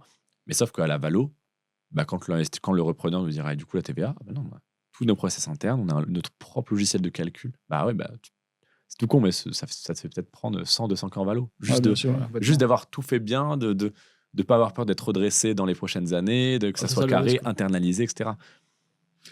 Est-ce que tu as eu l'idée de faire cette plateforme du coup, de créer ta boîte à l'étranger justement pour pas payer d'impôts et tout? Parce que comme c'est un business en ligne, tu aurais pu faire ça un peu n'importe où, j'imagine. Là, aujourd'hui, tu habites en France, tu as monté ta boîte en France et tout. Tu veux un peu nous expliquer un peu ça? Parce que bon, nous, la plupart des créateurs qu'on voit, ils sont tous basés à Dubaï. On sait que toi, c'est pas trop ton cas, quoi. C'est quoi? C'est culturellement, c'était. Bah, malheureusement, je j'aime pas Dubaï en fait. Donc moi j'aimerais bien, j'adorerais aimer Dubaï. C'est surcoté Dubaï ou pas? Ouais, Après, on va c'est faire un sous-côté sur côté. Après, c'est on joue à Bon, ça. pour moi, c'est surcoté à mort. Ah ouais, pourquoi? Bah, tu te douches, tu perds tes cheveux parce qu'il y a trop de calcaire. Tu respires, t'as du. Ça, on n'a pas ce problème-là du coup. Non, mais moi si. Tu vas dehors, tu respires du sable et puis de la pollution. Donc tes poumons, ils se font défoncer. Tu vis entre les autoroutes et les centres commerciaux. La pollution lumineuse, moi je trouve ça horrible, quoi. Et même personnellement, faire un business de X dans une dictature islamique. Ah oui, vraiment. Non mais c'est risqué, quoi. C'est risqué. Ou t'es un sous-citoyen. Enfin, les vrais citoyens, c'est les Émiratis qui sont des citoyens plus. Le tout mixé, je suis pas fan. Je suis pas fan de l'idée. Après, la France a beaucoup de défauts. Et puis même pour le levier bancaire, moi dans le X, ça va être limité. Donc je dis pas que je vais pas décaler dans quelques années. Ouais. Mais j'ai pas envie. En fait, je passe quand même beaucoup de temps en France, quoi. Et Oui, parce que tes modèles ils sont en France et tout. Et voilà. même, Après, Reveal pourra être par exemple au UK, parce qu'en plus on va avoir une grosse quantité de clients étrangers. Donc aux yeux du fisc, bah, si t'as que 30% de clients français, ça passe quand même déjà beaucoup mieux. Par contre, moi, je pense que avec Fortune Media, l'infoproduit, ouais, ça me fait chier de payer une TVA, ça me fait chier de payer de l'IS, mais bon, pareil avec le truc de influenceur, créateur de contenu, t'as beaucoup de choses qui sont passables en charge. Ça va, en vrai, il y a pire. Là, c'est Amir du coup qui te fait ta compta, qui gère tes boîtes? Non, du tout. Non. C'est un cabinet un peu classique à Lyon. Ils sont pas excellents, pour être tout à fait honnête, mais. Ça va pas être évident pour un expert comptable de comprendre que tu peux faire passer en charge plein de choses pour ta création de contenu et que tu n'as pas ça en fait dans un business classique. Donc, ouais, c'est pas évident, mais du coup, je leur dis, quoi. Ils me disent, ouais, ça, je pense pas. Je fais, bah, si, moi, je pense. Une fois, j'avais passé 1006 de boîte. Je l'ai fait une fois en 4 ans. C'était la veille de mon séminaire avec tous mes collaborateurs, mes prestataires, des futurs associés et des intervenants de mon séminaire. Il me dit, ouais, non. Je fais, bah, si. Si, je l'ai fait une fois en 4 ans. 1006 avec pour 15 personnes qui bossent tout avec moi, que j'ai invité à... Mais oui, bien sûr que si, quoi. Pareil, quand il a vu les 7000 € d'alcool au séminaire, il a crisé. J'ai dit, mais attendez, on est 90, on est dans le milieu du charme, la représentation, on a tout filmé. Vous voulez quoi? Je leur sers du Tropico aux gens. Les gens, je les invite. Beaulieu, machin, on leur sert du jus de pomme. Mais c'est... Non, c'est clair. Ouais. N'importe quel agent du fisc un peu honnête va dire, comprendre. bah oui, d'accord. En plus, pareil, on a payé de l'alcool. L'État a plus intérêt qu'on achète 7 cas d'alcool entre la TVA et les taxes sur l'alcool que juste on garde ces 7 cas et que ça soit assujetti à l'IS, quoi. Non, mais c'est vrai que je suis d'accord avec toi. Il faut simplement que ça soit cohérent sur le business. Si c'est Oui, cohérent, ça passe. Mais ça, il faut que l'expert comptable, il comprenne le business et il a envie d'apprendre en fait qui il a en face de lui, quoi. Et ça, ça c'est rare ça, hein. voilà, c'est essentiel quand tu choisis un expert comptable, c'est qu'il s'intéresse à ton business pour savoir effectivement ce que tu Mm. peux passer en charge, ce qui est cohérent. Donc ouais, complètement. Ok, donc ouais, pour l'instant, tu as tes business en France. Peut-être que du coup, ton SaaS, tu le mettras à l'étranger. Bon, en tout cas, ton autre business d'infoprenariat, tu le laisseras en France pour l'instant parce que toi, tu vis en France. Sauf si un jour j'en ai marre, quoi. T'as déjà pensé à l'expatriation ou non, du coup, Mais, non? mais toutes les semaines, T'as quel pays qui t'attire? tous. Parce qu'en fait, t'es quand même vachement mal loti en France, quand même. Par point de vue fiscal, tu te fais quand même bien dérouiller. Et en fait, c'est même pas la fiscale, moi, qui me saoule, c'est ce qu'il y a autour. C'est le côté malveillant de paye, on te crache dessus et en plus, sois content. Euh, Oui, parce que t'es dans ce domaine-là, quoi. Donc c'est plus oui, et ça. même le climat un peu gaucho de ah, mais tu gagnes de l'argent, c'est mal. Mais mec, j'emploie 10 personnes, je crée de la valeur, après je dépense sur le sol français, je paye masse d'impôts pour que toi tu puisses avoir tes aides. Et en plus, tu me craches dessus et je dois dire merci, mais c'est le monde à l'envers, quoi. Donc, ouais, Ouais, non, c'est compliqué toutes les semaines. Je sais pas, t'as un petit prélèvement de ça, un prélèvement de ça, un truc là, et puis un article qui sort et tu vois comment utiliser ton argent. Et c'est vrai que faut avoir les reins solides. Faut avoir les reins solides. donc ouais, donc t'as quand même envie d'expatriation Mais pour l'avoir un peu tous les matins. tous les matins. Tous les matins. On Et- peut faire du coup un sous-côté, sur-côté dans les pays que tu as envie d'aller. C'est vrai que ça peut être pas mal ça. On te Oh, donne des pourquoi pas, ouais. pays, tu nous donnes un peu Vas-y, sous-côté, vas-y. sur-côté. Je suis partant. Ok. Bah, Le UK, du coup, on va commencer. T'aurais envie de vivre à Londres ou Manchester ou UK pour moi sous-côté. sous-côté? Ça me paraît, enfin j'adore moi le côté manoir, un peu plus vieux. Bah, l'anglais aussi. Le seul truc qui me dérange, c'est le coût des choses là-bas. Mais non, ce côté UK, c'est clairement une option. Et bah, d'ailleurs, OnlyFans s'est créé là-bas, D'accord. Malte, sur le côté. sur le côté. C'est un caillou. C'est un caillou et les banques maltaises, je leur confierai pas trop mon argent. C'est pas faux, ça. c'est vrai que- Instinct de survie, sûrement. Donc, sur le côté, Malte. Estonie. Sur côté, tous les gens qui disent oh, je suis allé là-bas, c'est le paradis. Je pense qu'ils essaient de s'auto-convaincre, tu vois. Parce qu'il fait nuit toute l'année, il fait moins 12, il n'y a personne. Les mecs ils sont en mode waouh, hustle toute la journée dans ma tour. Waouh, bah paye ta vie, quoi. En fait, je trouve ça un peu incohérent pour je sais pas, économiser 20% d'impôts, d'aller dans un pays loin de ta famille, de tes amis, où il fait moins 24, il fait nuit tout le temps, il n'y a rien à faire, il n'y a personne. Bon, vas-y, autant payer 20 points d'impôt, quoi. Enfin, Surtout qu'en Estonie, alors, tu peux aussi du zéro d'impôt, mais souvent c'est quand même 20 points. C'est quand même 20%. Mais, ouais. oui, puis en plus, t'as la TVA si tu vas en France. Enfin, Bangkok? Thaïlande? Bangkok sur côté, Thaïlande sous côté. Les îles thaïlandaises, c'est fou. Tout ce qui est Koh Tao, Koh Samui, etc., ça, c'est exceptionnel. Ça, c'est sympa. En termes de qualité de vie, de Et t'aimes coût pas de la Bangkok? vie. Et j'y suis allé une fois pendant une semaine. Et c'est très Dubaï en moins cher, quoi. Ah, c'est vrai que la pollution à Bangkok, c'est quand même un sujet. Quand même. Ouais. Bah, Ouais, tu vis dans ton building, tu vas dans ta piscine en haut, t'as des nuages de pollution. Ouais, c'est vrai que Bangkok, ouais. Ah oui, j'ai fait un mois, j'ai quand même adoré. Donc, il y a beaucoup d'expatriés, ça vit, c'est pas très cher. Après, on aime bien Dubaï aussi, tu sais. On aime bien Dubaï aussi. Cannes? Sous côté, c'est génial, Cannes. J'adore Cannes. Matin, midi, soir, Cannes. En plus, l'été, ça bouge à mort. Le L'hiver, reste, l'hiver, ça bouge moins, quand même. ça bouge moins, mais moi, je suis pas un fêtard non plus, quoi. C'est-à-dire que tu peux me laisser plusieurs semaines tranquille chez moi sans rien faire à part travailler, vivre ma vie et voir des amis. Et puis sortir en hiver et puis il fait 15 degrés et pas moins 25 avec une pluie torrentielle, je suis très content, quoi. Donc Cannes, ça me va très bien. Et bah, d'ailleurs, ça fait 4 ans moi, que je vis dans mes valises en mode SDF Premium. Et là, je suis content parce que je pense m'installer ici. Je pense faire le bon choix. Donc, ce côté. Ah, nous, on parlait de la Côte d'Azur. On disait souvent que la Côte d'Azur, c'est souvent, ça essaie d'être un peu répliqué dans le monde, mais c'est impossible de répliquer. Ils n'ont jamais réussi en fait à recréer un peu cette ambiance, quoi, entre Saint-Tropez, Cannes, Aise, Antilles, Métatou, Monaco, ouais, non. Aise, ouais. Ah non, mais c'est exceptionnel. C'est exceptionnel. Et puis, c'est quand même relativement safe par rapport au reste. Oui, par rapport au reste de ça la va. France, ouais. Ouais, non, mais Oui, c'est pas Dubaï non plus, mais c'est pas Marseille. Et ça, en vrai, c'est un truc à prendre en compte parce que, bon, France, en termes d'insécurité et tout, c'est un peu chiant, quoi. Alors que là, C'est ça va. Ici, ça va. Après, ça dépend où, tu vois? Moi, j'ai vécu 3 ans à Marseille. Alors c'est vrai que les quartiers nord, bon, j'y allais pas, tu vois? Mais sinon, je me suis senti en insécurité à Marseille, hein, Oui, tu vois, enfin, dans les ne quartiers, jamais se sentir en insécurité et dans la même phrase dire: «Par contre, il y a toute une zone où je ne peux pas aller». alors, c'est sûr qu'il y a des endroits, tu iras mais c'est parce que, tu vois, tu vas pas, en fait. Hem, Oui, mais c'est fou de devoir en arriver à penser ça, quoi, à réfléchir comme ça en mode, c'est comme les zones rouges sur la map d'un jeu vidéo, quoi.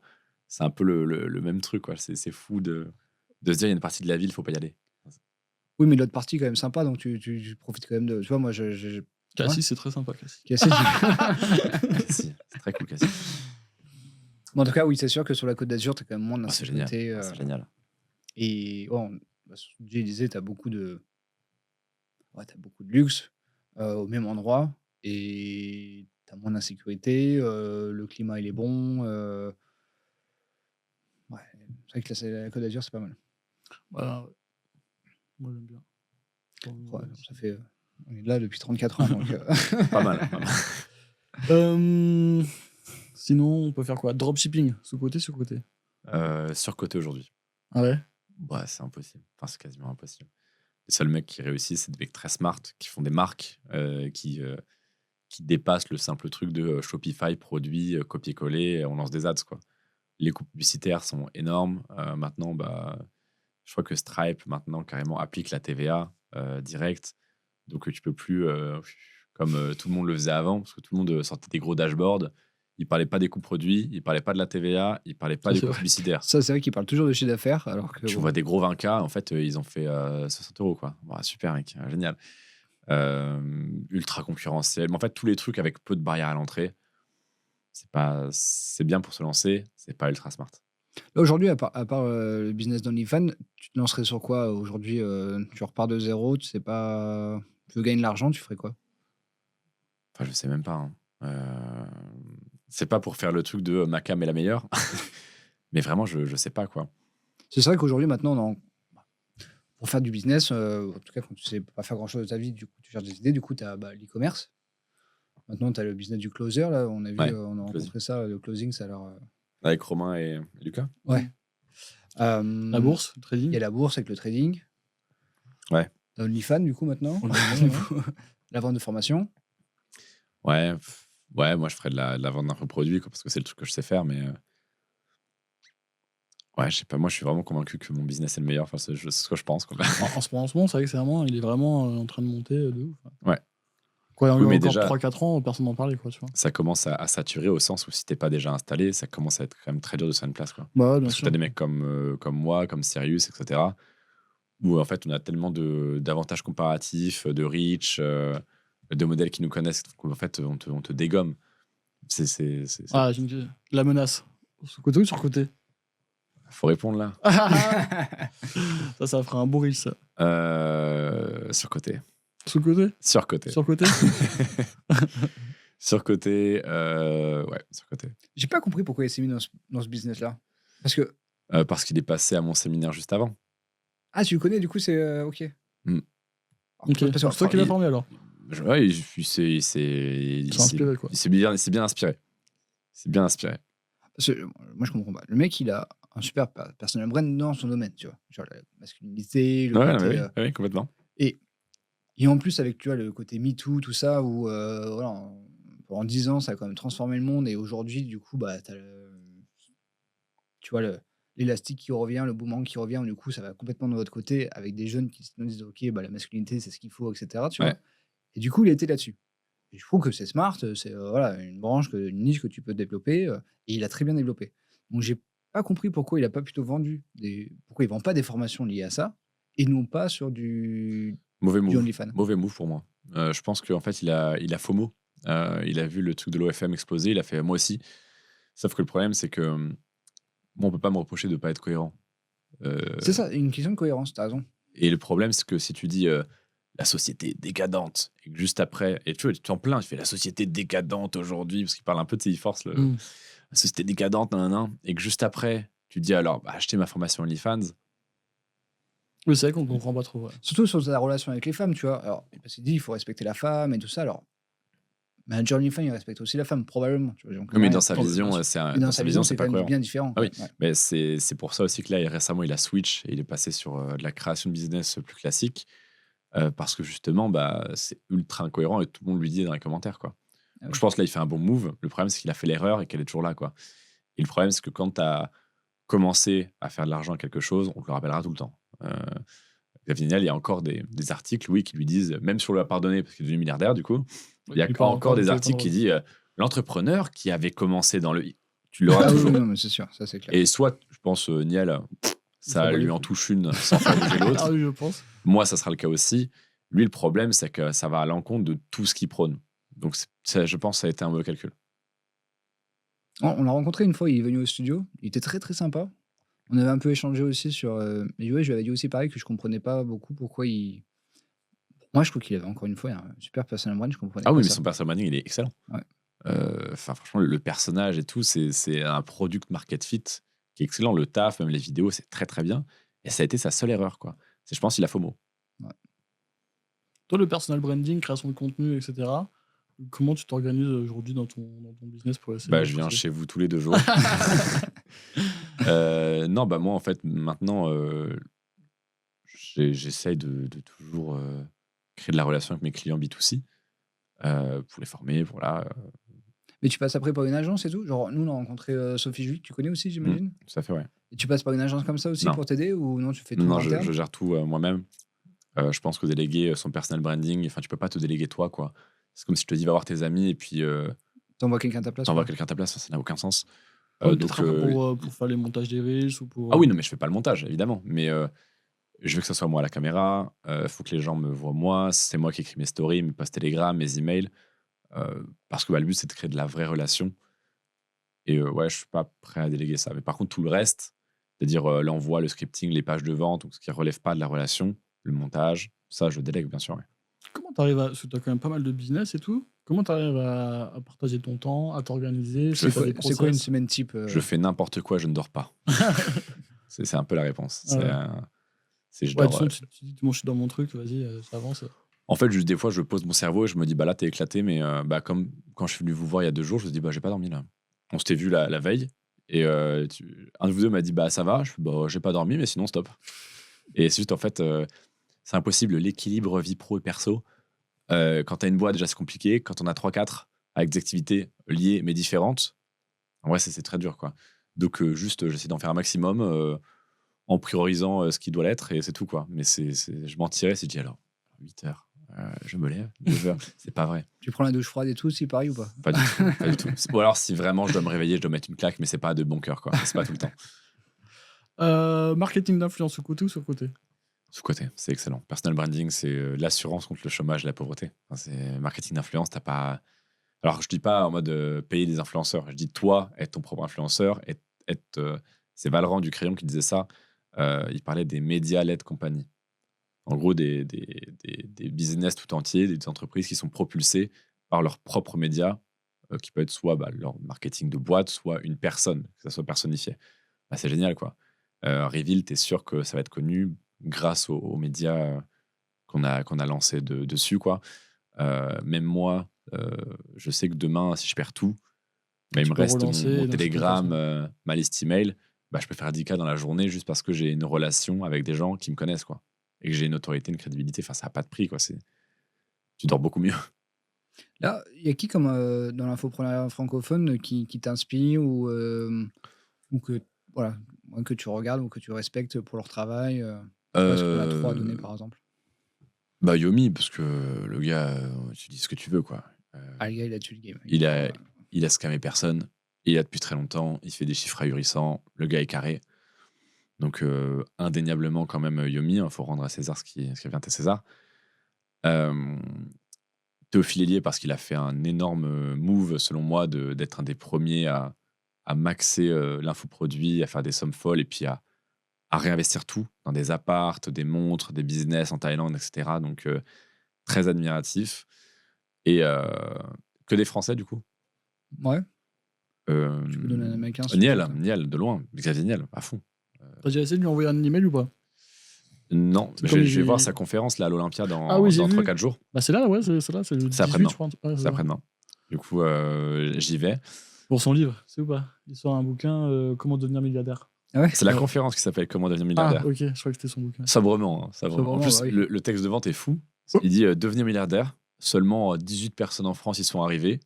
Je fais partie de ces 18 personnes et je vais vous montrer comment faire. Bah, prends mon argent. Surtout, ce qui est génial, c'est que lui, il est parti de rien. Ouais. La plupart des milliardaires, c'est pas héritage, c'est pas tout ça. Oui, ou alors il y a eu des contrats étatiques fous. Bernard Arnault, par exemple, alors, respect évidemment. Hein. Oui, quand même. Mais il y a eu des petits arrangements, des petites magouilles, du capitalisme de connivence. C'est très bien, le grand respect quand même, hein, évidemment, c'est le VMH. Niel, il a juste défoncé le marché, quoi. Et moi, je m'inspire beaucoup de ça. À chaque fois, je prends cet exemple. Il est arrivé face à Orange, Bouygues, SFR. On lui a dit, mais ton petit truc là, ça n'a aucun. Il y a des mastodontes qui s'arrangeaient en plus sur les tarifs. Ouais, C'est une mafia, tu vois. On lui a dit, mais tu crois vraiment pouvoir concurrencer les géants? C'est exactement ce qu'on m'a dit dès que j'ai dit que je faisais Demoiselle, donc, qui est devenu Reveal entre temps. On m'a dit, mais il y a OnlyFans et Mime, hein, ton petit truc, ça n'a jamais marché. Bah, si, quand tu fais un truc moins cher et mieux, et que tu te soucies plus des clients, ça marche, en fait. Tu peux disrupter le marché, quoi. Oui, ça, c'est un truc que Xavier Niel dirait, ouais, complètement. Bah, moi, du coup, ouais. Niel. Tu sais combien il a fait la place? 2 €. 2 € la place. C'est comme le Alors, forfait. les places à 2 € sont parties très très vite. Moi, je ne l'ai pas eu, mais c'était les places mal placées. Mais en tout cas, la pub a été géniale. Tu vois, ils ont repris exactement la même pub que Free. Non, mais c'est génial. C'est génial. Bah, t'as payé combien? T'as payé combien la place?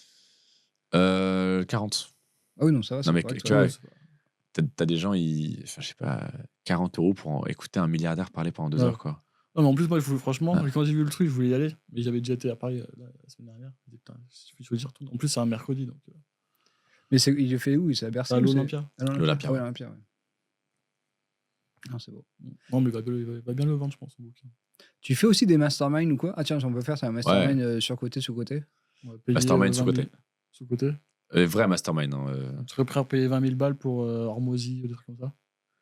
En fait, le problème, c'est que ces gens-là, et je connais des gens qui ont payé pour des masterminds comme ça, en fait, c'est des franchises. C'est-à-dire que tu arrives, Hormozy, il n'est pas là.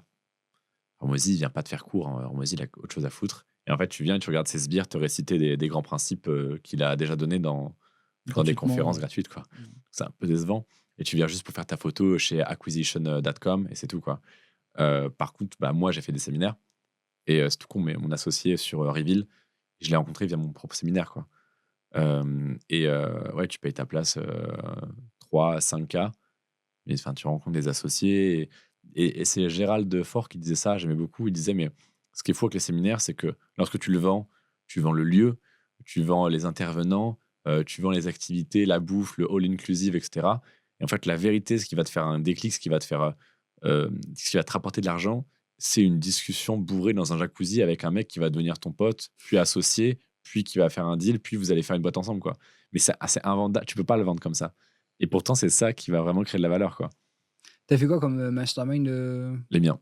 Ok. Ah, c'est toi qui as organisé. Ouais, on privatise des châteaux pendant X jours, et puis on fait venir des intervenants, on vit vraiment avec les élèves, on fait des ateliers de cerveau collectif, en mode, on se met tous. Il y a le mec au milieu, il est en mode, j'ai ce business-là, j'arrive pas à faire ça, je galère avec ça. Et t'as tout le monde qui dit, moi, avec mon expérience, ce que j'ai fait, je ferais peut-être ça, est-ce que t'as déjà pensé? Et c'est trop bien, quoi. Du coup, là, c'est pour n'importe quel business. C'est pas sur une niche particulière. Moi, c'est infoproduit, création de contenu, etc. Ouais. C'est ce que j'ai fait, en fait, avec l'OFM, appliqué à d'autres niches. Je suis pas non plus expert en tout. Non, et après, je prends des intervenants qui ont des domaines autres, mais qui peuvent être un natural next. Par exemple, l'immobilier, la fiscalité, la création de contenu. En fait, ça peut intéresser et ça peut apporter à tout entrepreneur, quoi. C'est fou. T'as 22 ans, t'as même pas fait d'études, en fait. Non, j'ai même pas passé mon bac. Ouais, donc... Je l'ai eu grâce à Covid. Au Covid, tout le monde. Ouais, j'étais rincé en beaucoup de choses, notamment les maths. Sauf que, en fait, ils te l'ont passé à la moyenne. Et moi, j'étais en ES, SP économie, et j'ai eu 19 QF9. Donc, et on me l'a donné. Ouais, donc t'avais même pas besoin de faire d'études. Tu t'es dit, tiens, je suis dans mon business. Moi, je faisais mes 10K à 17 ans. Hein. Ouais, c'est ça. J'étais, donc, études sur côté, sous côté? Sous côté. À part si tu veux devenir avocat, médecin, ingénieur, astrophysicien. Oui, c'est ce qu'on disait avec Jay. Un médecin, c'est quand même pas mal qu'il fasse des études. Ouais, tu vois. Un ingénieur béton aussi, c'est quand même pas mal. Tu vois. Mais évidemment, des trucs extrêmement spécifiques, extrêmement scolaires, oui, il faut des études, quoi. Par exemple, le comptable, ouais, je suis rassuré que mon expert comptable, il fait des cours, quoi. C'est quand même pas mal. Après, dès que tu montes un biz, en vrai, les seuls cours que tu dois prendre, limite, c'est des cours de loi, quoi, enfin de légalité, de droit, pour pas faire des conneries, mais sinon, c'est beaucoup d'inventivité. Enfin, on oublie que le commerce, c'est juste, tu résous les problèmes de gens, quoi. Tu assouvis leurs désirs. Enfin, c'est Non, mais c'est très ouf basique, quoi. le nombre de business que tu as réussi à créer, le niveau que tu as réussi à mettre dedans à 22 ans. Moi, j'ai quand même Ça, tu impressionné. reviens pas. Non, franchement, je suis quand même impressionné de la Ouais. maturité que tu peux avoir justement sur tout ce business-là à ton âge. Sans avoir fait d'études, sans. Tu vois ce que je veux dire? Ouais, après, moi, je le vois. Enfin, En plus, on c'est très dirait que gentil, tu l'as mais vraiment appris tu vois, tout seul, quoi. C'est même pas comme si tu avais vraiment des mentors, etc., qui t'ont montré, ou tu sais pas, tu es rentré dans une entreprise qui faisait déjà des business en ligne avec des gros chiffres, etc., et que tu as appris des méthodes. Tu as vraiment appris de toi-même et réussi à créer ton truc toi-même, c'est ça? ouais, c'est gentil, mais après, moi, enfin, tous mes potes, là, j'étais au séminaire d'un ami, Théo, qui a 27 ans. Je traîne toujours, mais que ce soit dans mes relations amicales, amoureuses, je fréquente de plus en plus, quasiment tout le temps, des gens beaucoup plus âgés. Donc, en fait, la question, c'est pas. Il n'y a pas l'âge qui entre en compte, en fait. Ouais, moi, tu me parles pas d'âge. Non, mais c'est un peu ça. C'est au sens où, même des fois, je me fais la réflexion. Je me dis, putain, ce concurrent, là, putain, il est très fort et machin. Après, il a 35 ans, quoi.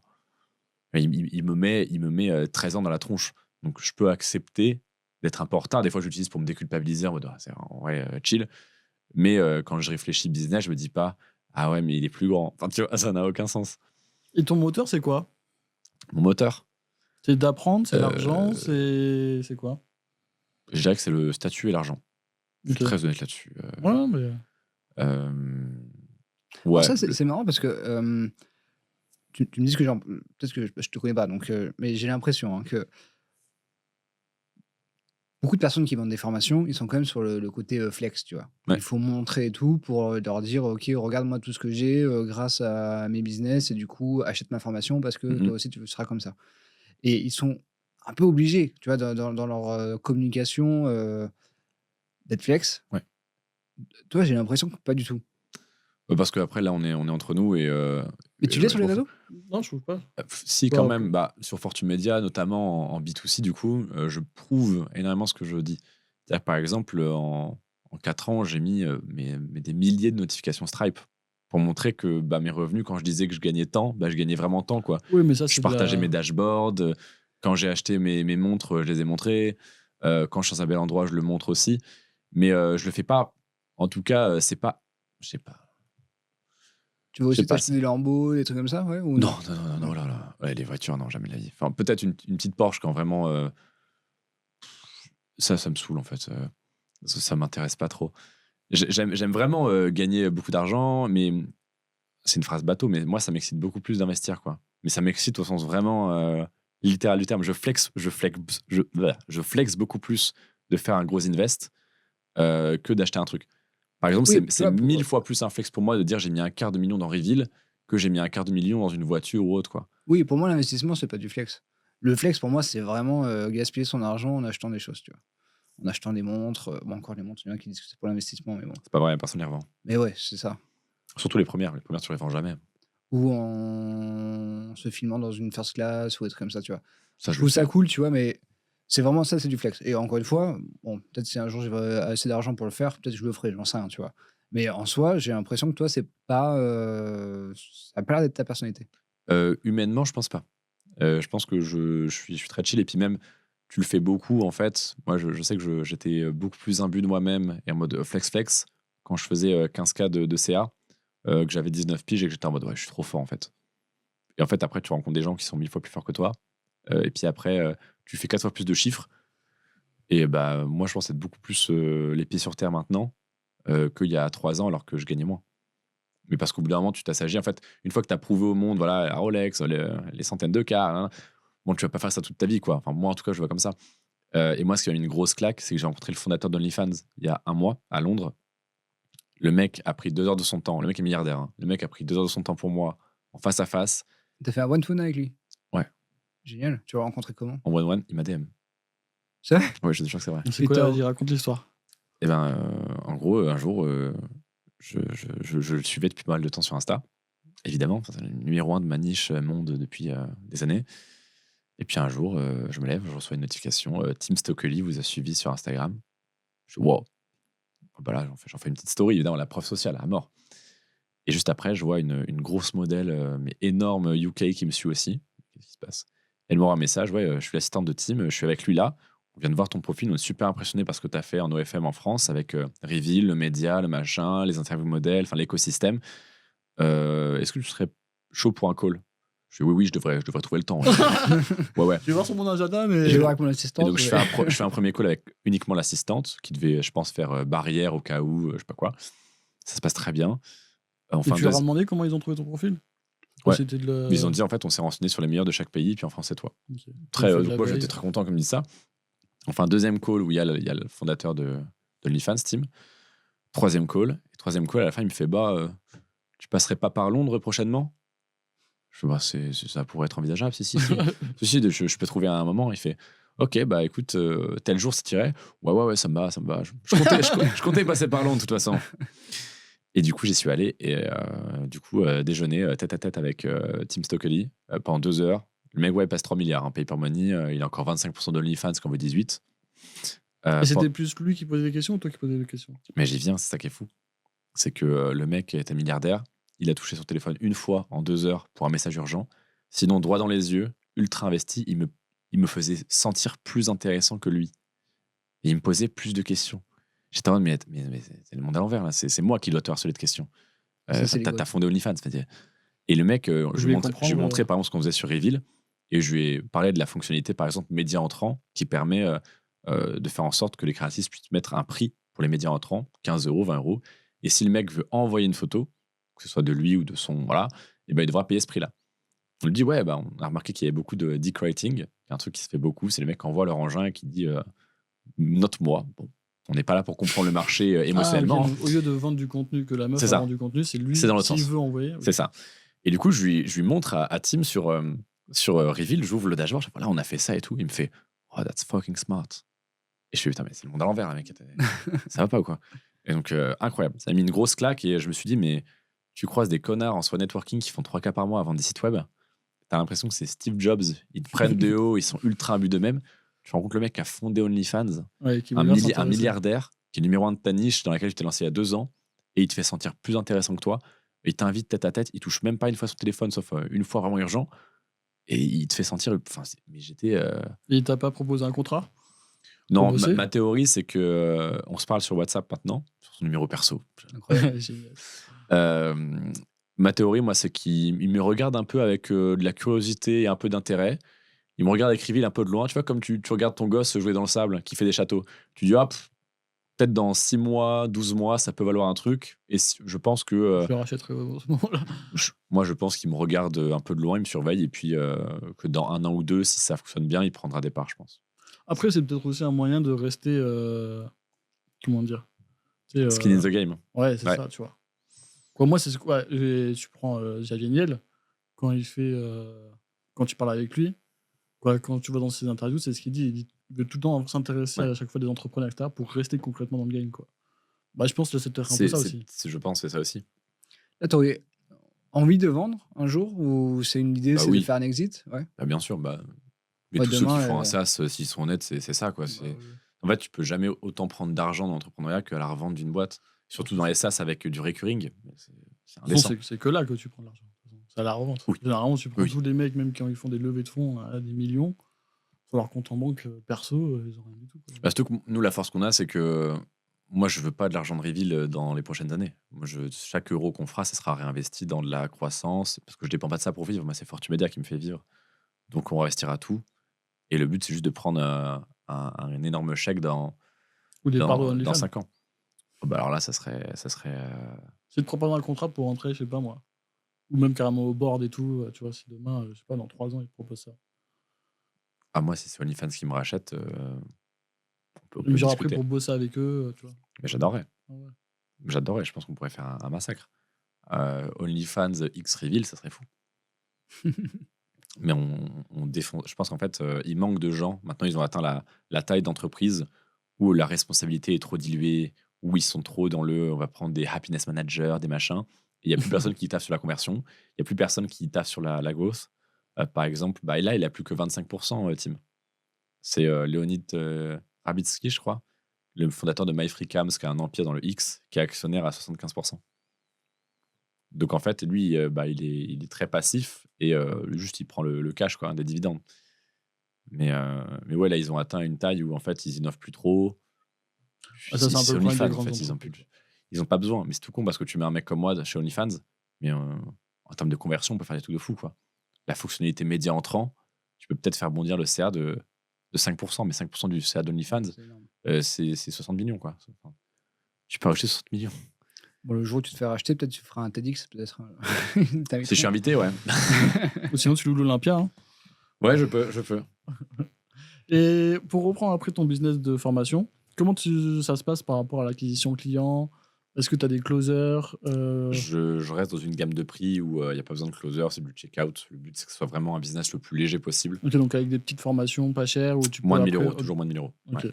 Et donc le but c'est d'essayer le mec il te prend une petite formation et qu'il en achète une autre, etc., etc. Non, c'est là où je pense qu'on peut, et c'est un argument de vente qu'on utilise souvent, qu'on peut démolir la concurrence. C'est que moi, mon but, c'est pas que tu fasses, que tu me prennes la format, que tu n'aies pas de résultat. Parce que moi, mon vrai but, là où je peux vraiment faire de l'argent sur toi, si tu prends la formation, oui, tu me payes à l'instant T, bah, super, merci. Mais qu'apraprès, tu réussisses et que tu viennes sur Reveal et que tu fasses de l'argent pour que je puisse continuer à t'en prendre, bon, moins que mes concurrents, pendant 5 ans, quoi. Donc en fait, le business model, c'est ça, c'est viens chez nous, on te forme à faire de l'OFM ou de l'OFMIA. Et Ah, après, mais tu tu viens fais sur que ça Reveal. maintenant comme formation? Je crois que tu continues Ah non, aussi non, les non, autres. 100%, non, non. Ok, d'accord. T'as arrêté les autres. Bien sûr, Tu les as revendus? depuis 2023. Ok. J'ai juste retiré de la vente. J'ai fait une dernière promotion, j'ai retiré de la vente à tout jamais. Ok. T'as influenceuse IA, du coup, t'as déjà essayé? Ça marche? Ah bah, Ah oui. nous, on autorise sur Reveal. Sous-côté ou sur-côté? Sous-côté. Très sous-côté. Les gens dépensent énormément. En fait, C'est vrai que sur Insta. en fait, personne ne se rend compte. Tout le monde dit, mais c'est bizarre, OnlyFans, mais qui paye pour ça? Mais on ne se rend pas compte que 2% de la population qui paye beaucoup, ça fait énormément d'argent. Hein. Tu sais, c'est que quelques pourcents de la population qui achète. Oui, mais quelques pourcents qui peuvent dépenser plusieurs centaines d'euros par mois, c'est un marché qui est énorme. Ouais, complètement. Et donc là, tu crées des photos avec genre mid-journée, ou trucs comme ça, Mhm. c'est ça? Tu les mets sur Photo AI, Instagram. etc. Ouais.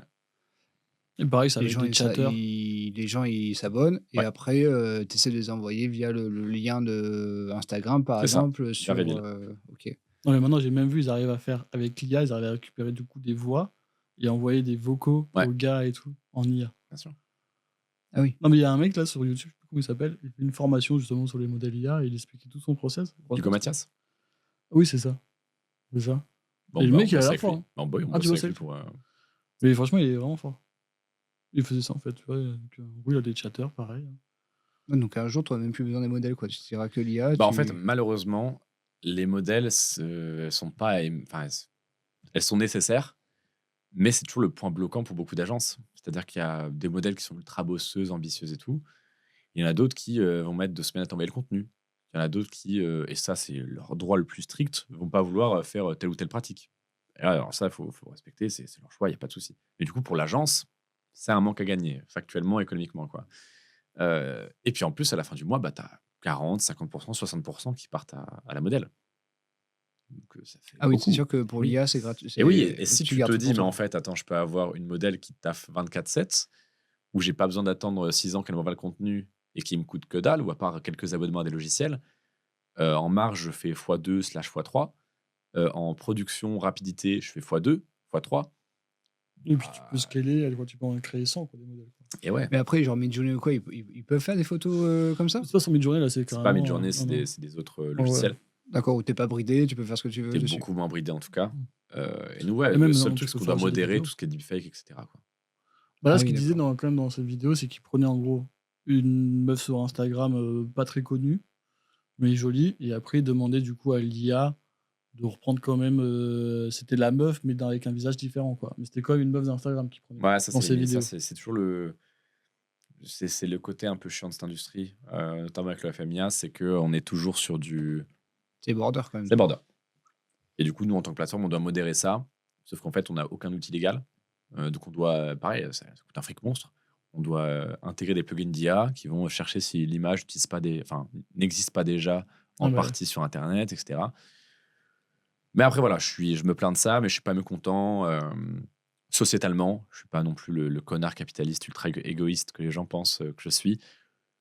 Ça me déplaît pas qu'il y ait des trucs comme ça en France, tu vois. Notamment, je suis bien content sociétalement d'avoir à vérifier s'il n'y a pas de la pédopornographie sur ma plateforme. Ouais.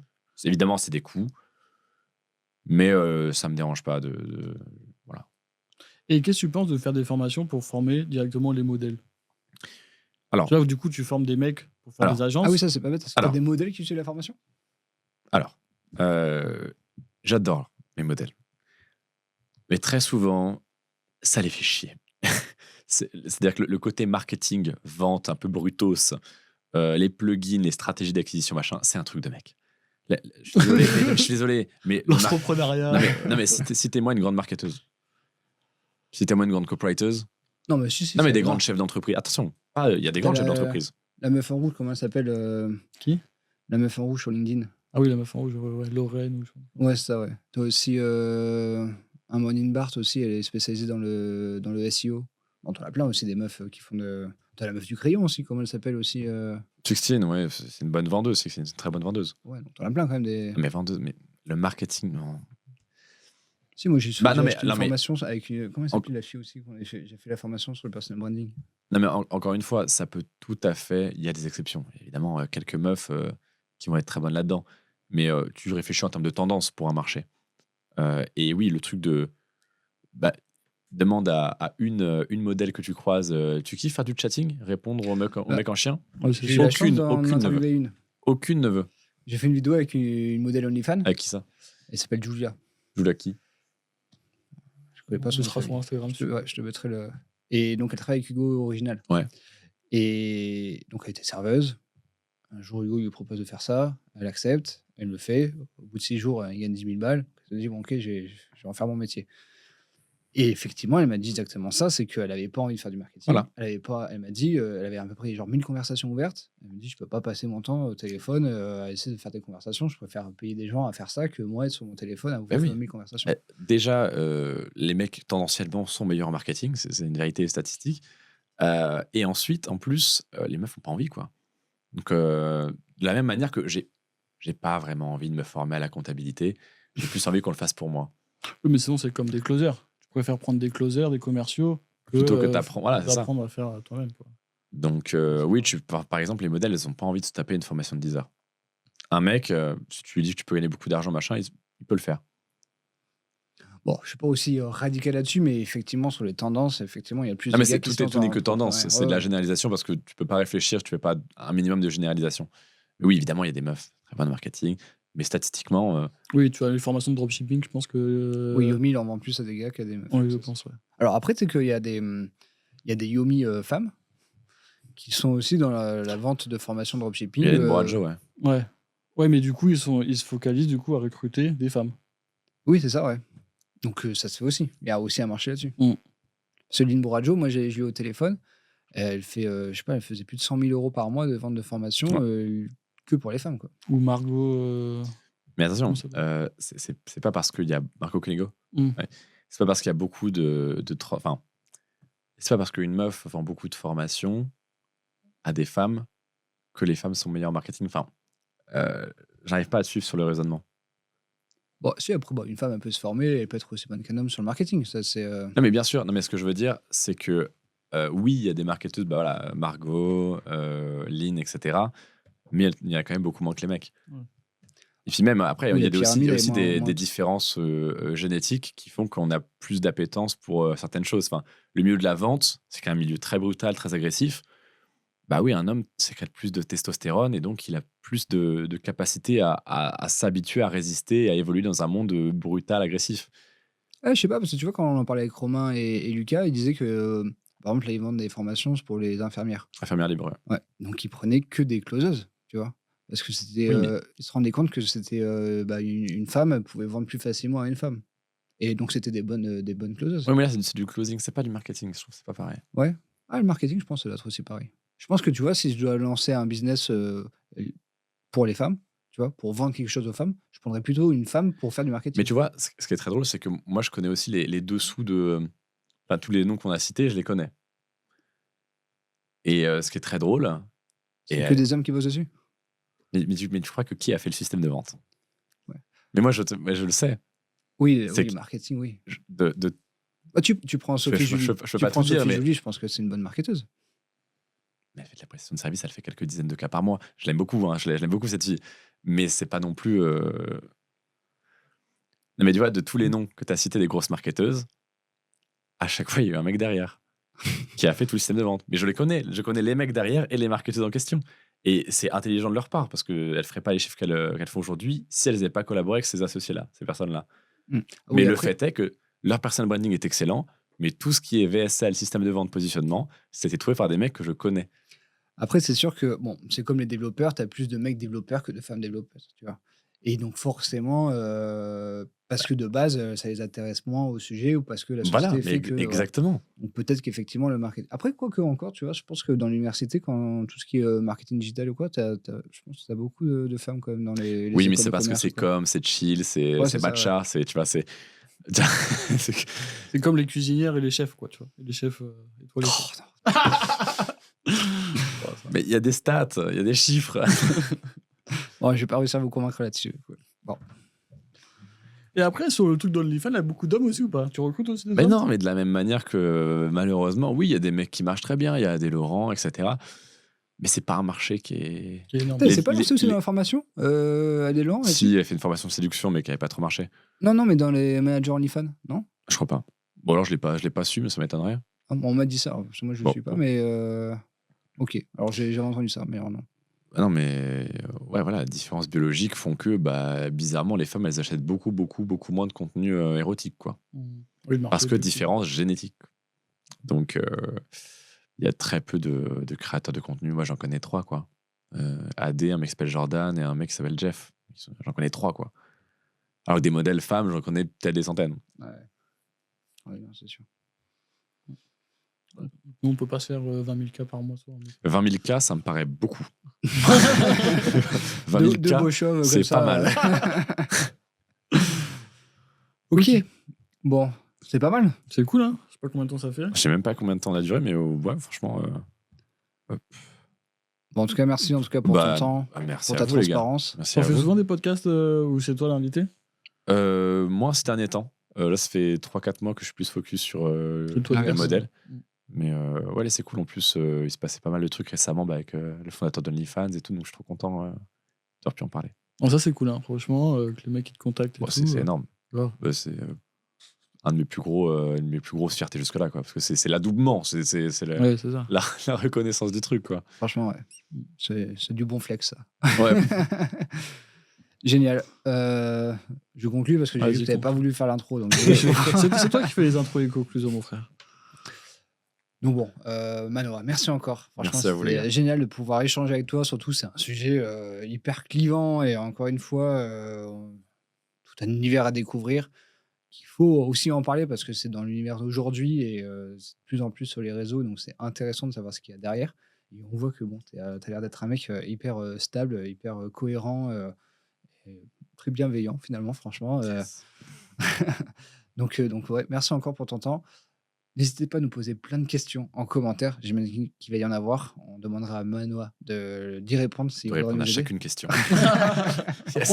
Après, généralement, on n'a pas beaucoup de commentaires, donc ça va aller vite. Ouais, c'est assez rare comme les commentaires. On en a quelques-uns, une petite dizaine à chaque fois. Mais mettez des likes, ça nous aide beaucoup pour référencer la vidéo. Abonnez-vous. Encore une fois, on a dû probablement dépasser les 1000 abonnés sur notre chaîne YouTube. Donc c'est hyper cool. Merci encore merci encore à toi pour avoir accepté d'être interviewé sur une chaîne avec 1000 abonnés. C'est vraiment cool aussi.